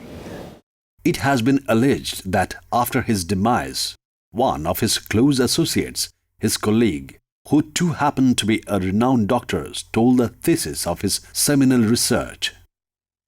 Later, when inquired, he had to confess the truth and consequently was compelled to return the thesis to Mrs. Nomita Mukherjee, the better half of Dr. Subhas Mukherjee. But irony lies in the fact that the doctor has achieved both the fame and fortune in the field of the treatment for infertility, coupled with the system of assisted reproductive technique, by blatantly and unabashedly copying Dr. Mukherjee's thesis. Although till her last breath, Mrs. Nomita Mukherjee restrained herself to disclose publicly the name of that doctor, whose veritable plunder compelled Dr. Mukherjee to commit suicide. Instead of pointing finger to him for his heinous crime tempered with the motive of the sheer cruelty, Mrs. Mukherjee only begged for recognition and the due honor to the honorable state as well as central government deserved by the pioneer, whose undeniable dedication and meticulous research have collectively opened up the arena of the research by widening its scope, methodology, and enhancing ratio of success. ওনার বন্ধুবান্ধব বলতে অনেকেই ছিলেন যারা ওকে উপর থেকে ভালোবাসতেন কিন্তু ভেতর থেকে ছুরি চালাতেন, এরকম অনেক লোকই ছিলেন। যেমন আমি রাইটার্স বিল্ডিংয়ে যে কথাটা বলছি, তখন ডক্টর শুকুল ছিলেন, ডক্টর একে দাস ছিলেন, ডিরেক্টর অফ হেলথ সার্ভিসেস। তারপরে আমরা ডক্টর মণি ছেত্রী নাও বলতে পারি আমি, উনিও ঠিক ভালো লোক ছিলেন না, উনি যোগ্য সুবিচার করেননি ওনার প্রতি। উনি সুবিচার করলে হয়তো সুভাষদার মৃত্যু হতো না, সুভাষদা আজ ভালোভাবেই থাকতেন এবং এই পুরস্কার, বিশ্বের পুরস্কার নিয়ে এগিয়ে আসতে পারতেন, কিন্তু ওনারা কেউ ভালোভাবে করেনি। এর সঙ্গে পেশাদার চিকিৎসা ছিলেন ডক্টর পোদ্দার ছিলেন, ক্ষিতিমোহন গুণ ছিলেন, পূর্ণিমাচার্যী ছিলেন, এরকম অনেকেই ছিলেন যারা ওনাকে ভালো চোখে দেখতেন না, যারা চাননি কোনদিন যে সুভাষ এতটা উঠুক উপরে, রিসার্চের উপর জীবন নির্বাহ করুক। আর তার মানে ডক্টর সুভাষ মুখার্জির আন্ডারে যে সমস্ত শিক্ষার্থীরা ছিলেন সে সময় তারা খুব ভালো ছিলেন। স্টুডেন্ট হোস্টেলের তো উনি সুপারিনটেন্ডেন্ট ছিলেন, অতএব কোনো ছাত্র তো ওনার বিপক্ষে যাননি, ওনার কোনো ছাত্রই নয়, সমস্ত টিচার হিসেবে শিক্ষক যেন ভালোবাসার দরকার সেই ভালোবাসা উনি দিয়ে গেছেন। আর যারা আপনার রিসার্চ করতেন তার আন্ডারে রিসার্চ করতেন তারাও ভালো ছিলেন। তাদের মধ্যে আমি একজনের মলয় চ্যাটার্জির নাম বলতে পারি, খুব দীর্ঘদিনের সঙ্গী ছিলেন, কিন্তু এখন আর তাকে খুঁজে পাওয়া যায় না, কোনো প্রোগ্রামই আসে না, কোথায় আছে কি নেই জানিও না। এখন ওনার সর্বক্ষণের সঙ্গী মানে কর্মক্ষেত্রে ছিলাম একমাত্র আমিই থাকতাম সবসময়, আমিই করতাম। মলয় ছিল, অর্ধেন্দু ছিল, চন্দ্রশেখর ভট্টাচার্য ছিল। হ্যালো, ডক্টর মণিকুমার ছেত্রী বলছেন? কথা বলছি। আচ্ছা স্যার, আমাকে মিলন ছেত্রী আপনাকে ফোন করতে বলেছিলেন। ডক্টর মিলন ছেত্রী মানে আপনার ছেলে। আচ্ছা, ওই আমরা একটা ডকুমেন্টারি করছি ডক্টর সুভাষ মুখার্জির উপরে, তো আপনার একটা 5 মিনিটের একটা কোনো বাইট দেবেন স্যার? সুভাষ মুখার্জি মানে ডক্টর সুভাষ মুখার্জি যিনি মারা গেছেন, ওনার উপরে একটা ডকুমেন্টারি করছি আমরা, জাস্ট আপনার একটা 5 মিনিটের একটা বাইট। আপনি তো সুভাষ মুখার্জি আমাদের যে প্রফেসর ফিজিওলজি ছিল, হ্যাঁ হ্যাঁ হ্যাঁ বুঝতে পারি। ওই যে কন্ট্রোভার্সিয়াল হয়েছিল, একটা কন্ট্রোভার্সি হয়েছিল, তাই তো? হ্যাঁ হ্যাঁ, মানে আপনি জাস্ট ওনাকে কি হিসেবে দেখেছিলেন, জাস্ট একটা ছোট বাইট আপনার। আপনার কি চান আমার কাছে? জাস্ট আপনার না আপনার একটা ইন্টারভিউ। ও ইন্টারভিউটা তো ওই আমার তো জানি না, আমার তো ওই সব চেক করে মিস্টার দত্ত, আপনি পরে আমাকে ফোন করবেন, নাম্বার নিন 229033। হ্যালো, হ্যাঁ দত্তবাবু বলছেন? আচ্ছা, ওই ডক্টর মণি ছেত্রীর একটা ইন্টারভিউ নেওয়ার কথা ছিল, আপনার সঙ্গে আগে কথা হয়েছিল আমার। হ্যাঁ, ওটা কি আপনার উনি দেওয়া যাবে? কারণ দেখুন ওনার এগেনস্টে কিছু স্টেটমেন্ট এসেছে, তো যে বলতে আমার সময় নেই, পারবো না, আমার মাফ করতে বলো। আমরা মাফ করে দিলাম, কিন্তু যেহেতু ডক্টর সুভাষের মৃত্যুর জন্য ডক্টর মণি ছেত্রীকে দায়ী করা হয়েছে, তো সেই কারণে ওনার একটা বক্তব্য আমাদের এই ব্যাপারে কোনো ইনভলভ ছিল না, ওরা যদি বলে আমি কি করতে পারি না। উনি যে পোস্টে ছিলেন, মানে সরকারি পোস্টে ছিলেন উনি তো মানে এনকোয়ারি কমিটি চেয়ারম্যান ছিলেন, তো সেইখানে দাঁড়িয়ে আজকে ওনার সম্পর্কে অভিযোগটা আসছে। জাস্ট এটা ওনারও একটা ছোট একটা 5 মিনিট একটা ইন্টারভিউ আমরা নিতাম, একটু যদি আপনি একটু ব্যবস্থা করে দিন না দাদা। আপনারা তো সব বলুন তো, আমি তো বললো ডক্টর দেখো সব জানি না, আমার মনে হলে আর কি হয়েছিল সে তখন মিনিস্টার কি করেছিল আমি জানি না, ওটা আমার কোনো ব্যাপারই ছিল না। তাও একটু যদি আপনি দেখেন, আমি নাই আপনাকে পরে একবার ফোন করবো, আপনি একটু যদি রিকোয়েস্ট করেন আমার জন্য। দেখুন একটা ফিল্ম হচ্ছে তো, মানে সিনেমা হবে, সেটা মানে কন্ট্রোভার্সি যেতে চান না, উনি বলবেন আরেকজন বলবেন, উনি আমরা ওনার কথার এগেনস্টে কিছু বলতাম না, আমরা জাস্ট ওনার একটা বক্তব্য যে উনি বলতেন না, আমি এই মুহূর্তে আমার কিছু মনে নেই, উনি এইটুকুই বলুন না, আমরা ওইটুকুই আমরা দেখাবো, আমি ওইটুকুই আমি জানতে চাইছিলাম। আমি আজকে তো আসেনি, আজকে আসবে না, কালকে আসবে, কথা বলি আমি কি বলছে দেখি, আমার কি আছে বলুন তো। উনি হ্যালো, হ্যাঁ ডক্টর মণিকুমার ছেত্রী বলছেন? কথা বলছি স্যার। অ্যাকচুয়ালি ওই ডক্টর সুভাষ মুখার্জির একটা ফিল্ম হচ্ছে, তার উপরে আপনার একটা ইন্টারভিউ দরকার ছিল স্যার। আমি বলেছি আমি পারবো না। উনি কিন্তু এটা কিন্তু যুগান্তকারী, এটা কিন্তু তোমরা যত্ন করে দেখো, কেয়ারফুলি দেখো, এইটা আপনি মণি ছেত্রী কিন্তু অফিসিয়ালি এটা বলেছিল। মণি ছেত্রী কিন্তু কোথাও কিন্তু এই জায়গাটা কিন্তু কোনো পাপ করেনি, ওনাকে দায়ী করা হচ্ছে না। মণি ছেত্রী দোষী নয় না। প্রত্যেকের নিজস্ব মতামত আছে এবং সে নিজস্ব মতামত প্রত্যেকে দিচ্ছেন এবং সেটাকে আমি শ্রদ্ধা করি, এবং আমাদের সবার মতামতের মধ্যে একটা জিনিসই বেরিয়ে আসছে যে তখন একটা ভুল হয়েছিল, কে করেছিল, কেন হয়েছিল, কারা রেসপন্সিবল ছিল, তার থেকে বড় কথা সে সময় একটা ভুল হয়েছিল এবং সবথেকে বড় কথা, সেই ভুলটার কেউ তো প্রতিবাদ করেননি। সেই ভুলটার জন্য কেউ কি উঠে দাঁড়িয়ে বলেছিলেন যে ডাক্তারবাবুরা আজকে বলছেন একজনের কথা, তারা কি মিছিল করেছিলেন? তারা কি সবাই মিলে এসে বলেছিলেন যেখানে একটা ভুল হচ্ছে? কেউ তো বলেননি। সেটাই হচ্ছে সবথেকে লজ্জার কথা, যে এখন চোর পালালে বুদ্ধি বাড়ে, তখন তো উঠে দাঁড়িয়ে কারোর মনে হয়নি যেখানে অন্যায় হচ্ছে প্রতিবাদ হচ্ছে। অনেকে বলেন যে ঠিক আছে, আপনারা এখন কথাটা বলতে পারছেন কারণ এখন পরিস্থিতিটা আলাদা, তখন পরিস্থিতি যা ছিল আমাদের নিজস্ব স্বার্থের কথা চিন্তা করে, নিজস্ব সাবধানতার কথা চিন্তা করে তখন এটা বলা সম্ভব ছিল না, সেজন্য বলা হয়নি। ডক্টর ছেত্রী সময় ডিএইচএস ছিলেন, উনি মিডিয়ার কাছে কিছু বক্তব্য রেখেছিলেন। আমি ওই দুটো বক্তব্য একটু পড়ে শুনিয়ে দিচ্ছি।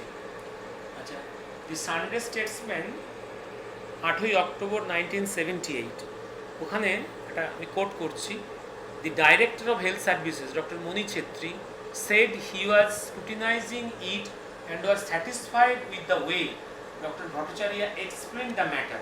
ডক্টর ভট্টাচার্য হলেন ডক্টর মুখার্জির টিমের একজন, যে ডক্টর মুখার্জির হয়ে উনি ডক্টর ছেত্রীর কাছে তার পেপারসগুলো প্রেজেন্ট করেছিলেন।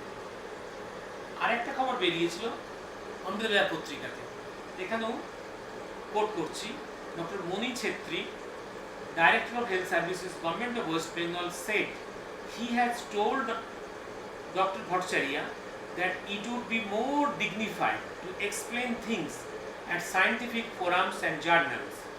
He, however, felt that the claim made by the team was quite convincing.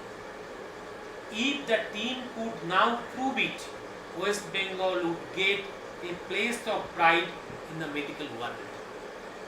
How can we deny the fact that it is the very Crab syndrome running within the veins of our blood that once strangulated the voice of Dr. Mukherjee, thus repeating history which has shown how at different ages in different countries across the globe the pathbreakers, innovators and independent thinkers have become the victim of conspiracy and atrocity. We can atone ourselves by accepting the truth, and furthermore it should be mandatory to assert openly Dr. Subhas Mukherjee's name for the upcoming projects and research related to IVF. This atrocity done towards him to be abolished, as well as history should be revised and restructured, transcending beyond the superficial narrative of a constructed myth. আমাদের মাস্টারমশাই doctor Subhash মুখার্জির ক্ষেত্রে আমরা যারা ছাত্র তারা তো ব্যাপারটা বুঝতেই পারিনি, ওই সাবজেক্টটা আমরা জানতামই না। আর যাদের জাজ করার কথা তারা সেই জাজ করার উপযুক্ত ছিল না। আর যারা একটু আধটু হয়তো বুঝতেন তারা এটা বুঝে গেছিলেন যে এটা এত বড় একটা কাজ, সেই প্রেক্ষাপটে তারা খুব ছোট হয়ে যাবে, তারা তারা তারা ম্রিয়মান হয়ে যাবে, তারা একদম তাদের যে সকল গরিমা এই প্রেক্ষাপটে খুব খুব ম্লান হয়ে যাবে।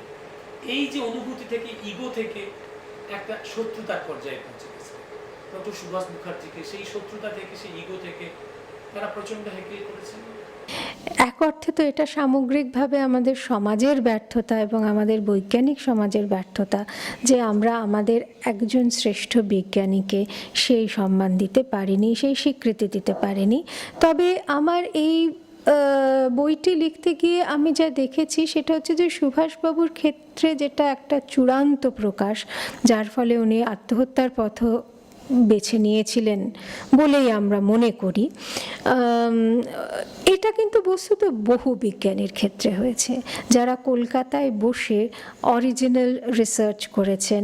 অনেকের ক্ষেত্রে সেই রিসার্চ আন্তর্জাতিক স্বীকৃতিও পেয়েছে, ও তাদের পদ্ধতি, তাদের কাজ অন্যান্য জায়গায় অনুসরণ করা হয়েছে, কিন্তু কলকাতায় তারা বরাবরই অপাঙ্ক্তেয় হয়ে থেকেছেন, বরং তাদের বিরোধিতা করা হয়েছে, কিন্তু তাদের সেই স্বীকৃতি দেওয়া হয়নি। সুতরাং সুভাষবাবুর বিরুদ্ধে যেটা হয়েছে সেটা অনেক অনেক বিজ্ঞানের সঙ্গে হয়েছে। দুর্গার জন্মের ফলে ডাক্তার মুখার্জিকে কি পরিমাণ অত্যাচার সহ্য করতে হয়েছিল সে বিষয়ে যা যা জানেন সেটা বলুন। এতই অত্যাচার সহ্য করতে হয়েছিল যে তাকে পৃথিবী ছেড়েই চলে যেতে হয়েছিল। তিনি এতই অত্যাচারিত হয়েছিলেন। তাই এই তাকে হেনস্থা করা হয়েছিল কোনো সভা সমিতি কল করে তার কাজের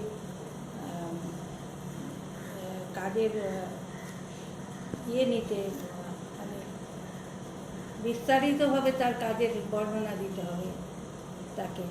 যারা এই লাইনে ছিলেন না তারা শুধু তাকে নানা রকম প্রশ্ন করে মানে হেনস্থা করেন, যার ফলে উনি খুবই অপমানিত হয়েছিলেন। এত অপমানিত তার মানে কথাই নেই। আর তাছাড়া সেই সময় যে সরকার ছিলেন উনি তার আগেই ওনার হার্ট অ্যাটাক একটা হয়েছিল, তাকে এটা জানা সত্ত্বেও ওনাকে আর কি করেছিলেন উনি, ওনাকে পাঠানো হলো মেডিকেল কলেজের আই ডিপার্টমেন্টে, যেটা ওনার কোনো সাবজেক্টই নেই।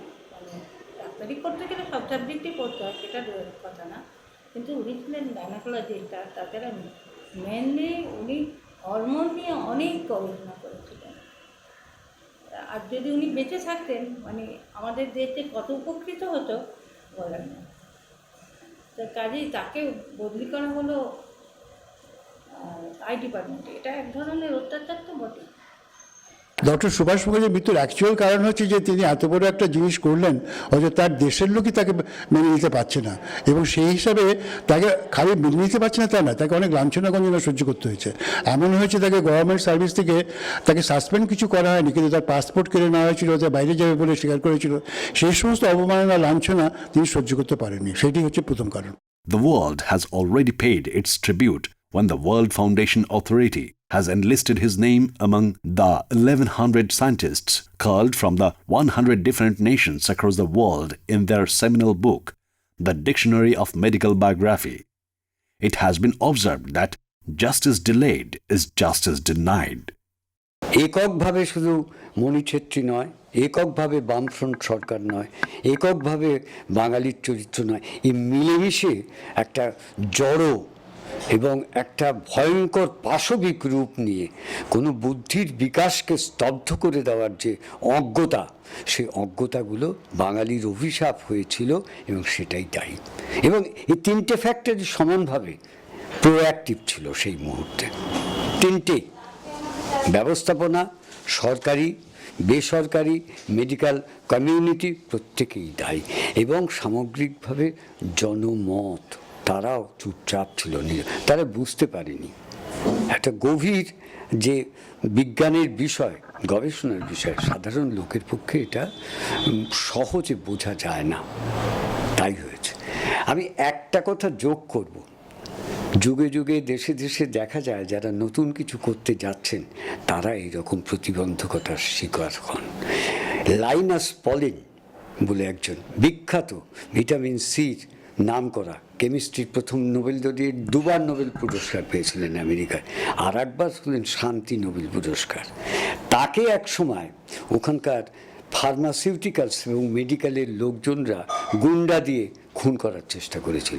তার কারণ উনি বলেছিলেন যে এই যে ওষুধ টষুধ প্রেসক্রাইব করা হয় বিভিন্ন অসুখ বিসুখ হলে, এগুলো হচ্ছে ফার্মাসিউটিক্যাল ইন্ডাস্ট্রিতে যারা ইনভেস্ট করে তাদের স্বার্থ রক্ষার জন্য, এবং এগুলো মানে প্রয়োজন নেই, অপ্রয়োজনীয় মানুষের ঘাড়ে এগুলো চালিয়ে দেয়। এবং বলার ফলে আমেরিকাতে বহু ফার্মাসিউটিক্যাল কোম্পানির ওষুধপত্র বিক্রি কমে গিয়েছিল, তারাই লোক লাগিয়ে তাকে নিশ্চিহ্ন করতে চেয়েছিল। এবং তিনি অত্যন্ত মানে রেভলিউশনারি মানুষ ছিলেন। আমেরিকার এই যে অ্যাটম বোম, এর যে রাশিয়া এবং আমেরিকার যে ক্রমাগত বিস্ফোরণ ঘটিয়ে পরীক্ষা করত বা জাপানে ফেলেছিল, এর বিরোধিতা করেছিলেন। সেই জন্যে আমেরিকা তার বিরুদ্ধে চলে গিয়েছিল। এবং বার্নার্ড শর একটা কথা ছিল যে মেডিকেল সায়েন্স যা আমাদের সামনে আছে এ কিছুই না, a conspiracy between the medical practitioners and pharmaceuticals, শুধু লোককে বোকা বানাবার জন্য, মানুষের মূর্খতা অজ্ঞতাকে কাজে লাগিয়ে তাদের যে মুনাফা করা এই স্বাস্থ্য চিকিৎসা নিয়ে, তাই তারই একটা দিক হচ্ছে এইটা। আমাদের দেশের মানুষ তো লেখাপড়ায় অনেক অনগ্রসর, আরও সে কতকাল আগে 80-র দশকে, মানে 4 দশক প্রায় হতে যাচ্ছে, মানুষ আরও অজ্ঞ ছিল, মানে অচেতন ছিল। সেই সুযোগটা নিয়ে এই একজন বৈজ্ঞানিকের এইরকম ইনি হলেন গ্যালিলিও, লিওনার্দো দা ভিঞ্চি বা সক্রেটিস এদের মতো। এই লিওনার্দো দা ভিঞ্চি তখন সেখানে 33টা সব ব্যবচ্ছেদ করেছিলেন গোপনে লুকিয়ে, তার কারণ যে জানতে পারলে তাকে ফাঁসিতে ঝুলিয়ে দেবে। ছবি আঁকতেন কিন্তু উনি বড় ফিজিওলজিস্ট ছিলেন, ছবি আঁকতেন কোথায় হার্ট কোথায় কি সব দেখবার জন্য। এই রকম বিপ্লবী সত্তা যাদের যেখানে হয়েছে তাদের ওই গ্যালিলিওর মতো পরিণতি হয় বা সক্রেটিসের মতো বিষ খেয়ে মারা যেতে হয়, সত্যি কথা বলুন। এও তাই। সুভাষ মুখার্জির ঘটনাটা আমার ঘটে তখন আমি হেলথ মিনিস্টার ছিলাম না, কাজে সব খুঁটিনাটি আমার পক্ষে জানা সম্ভব না, কিন্তু মোটামুটি আমি এটা বুঝেছিলাম যে ওর প্রতি একটা অবিচার হয়েছে, এবং সেটা আমি প্রকাশ্যেই বলেছিলাম যে ওর প্রতি অবিচার হয়েছে, এবং সেটা অবিচারটা যেহেতু উনি সরকারে কাজ করতেন, আমি মন্ত্রী হিসাবে মনে করেছি এটা বলা, এবং সেই জন্য যে আমাদের একটা দায়িত্ব থেকে যায় সেটা বলে দেওয়া যে ওর প্রতি অবিচার হয়েছে, সুবিচার হয়নি। প্রত্যেকেই দায়ী এটার জন্যে, কারণ ওনাকে চারপাশ থেকে একেবারে ভীমরুলের মতো ছেঁকে ধরে তাকে হুল ফোটাতে লাগলো, যাতে এত সুন্দর একটা দাম্পত্য জীবন সেটা নষ্ট হয়ে গেল অচিরে। কিন্তু তবু মিসেস মুখার্জি সেটাকে টিকিয়ে রাখার অকুণ্ঠ চেষ্টা করে গেছেন। কিন্তু ওদের তো আত্মগ্লানিতে ওদেরই তো আগে আত্মহত্যা করা উচিত, ওরা আত্মগ্লানিতে ভুগছে না। আমি যদি একটা মানুষকে অকারণ শুধু তাকে আঘাত করি, তাহলে আমারও তো সেই আঘাতটা পরে আমাকে প্রত্যাঘাত করবে। আমার সোচ্চারে স্বীকার করি আর না করি, নিজের ভেতরে কুড়ে কুড়ে খাবে না। এটা তো হয়, এর নতুন কিছু কথা নয় এগুলো। ব্লাড স্টেইন নেভার ফেড যে তথ্যচিত্রটি তৈরি করেছেন রাজীব সরকার, তাকে আমি সুভাষ মুখার্জি সংক্রান্ত সমস্ত কাগজপত্র, রিসার্চ পেপার, বই আমি দিয়ে গেলাম, যাতে ওনার স্মৃতিকে বাঁচিয়ে রাখতে পারে। After witnessing the biggest irony of the country, we request our honorable audience to judge and weigh the demand that Dr. Mukherjee should be felicitated with the award Padma Vibhushan or Bharat Ratna posthumously. So, should he wait for more, or should he atone our sin by acknowledging Dr. Mukherjee's immeasurable contribution? Rest is on time, and obviously on you.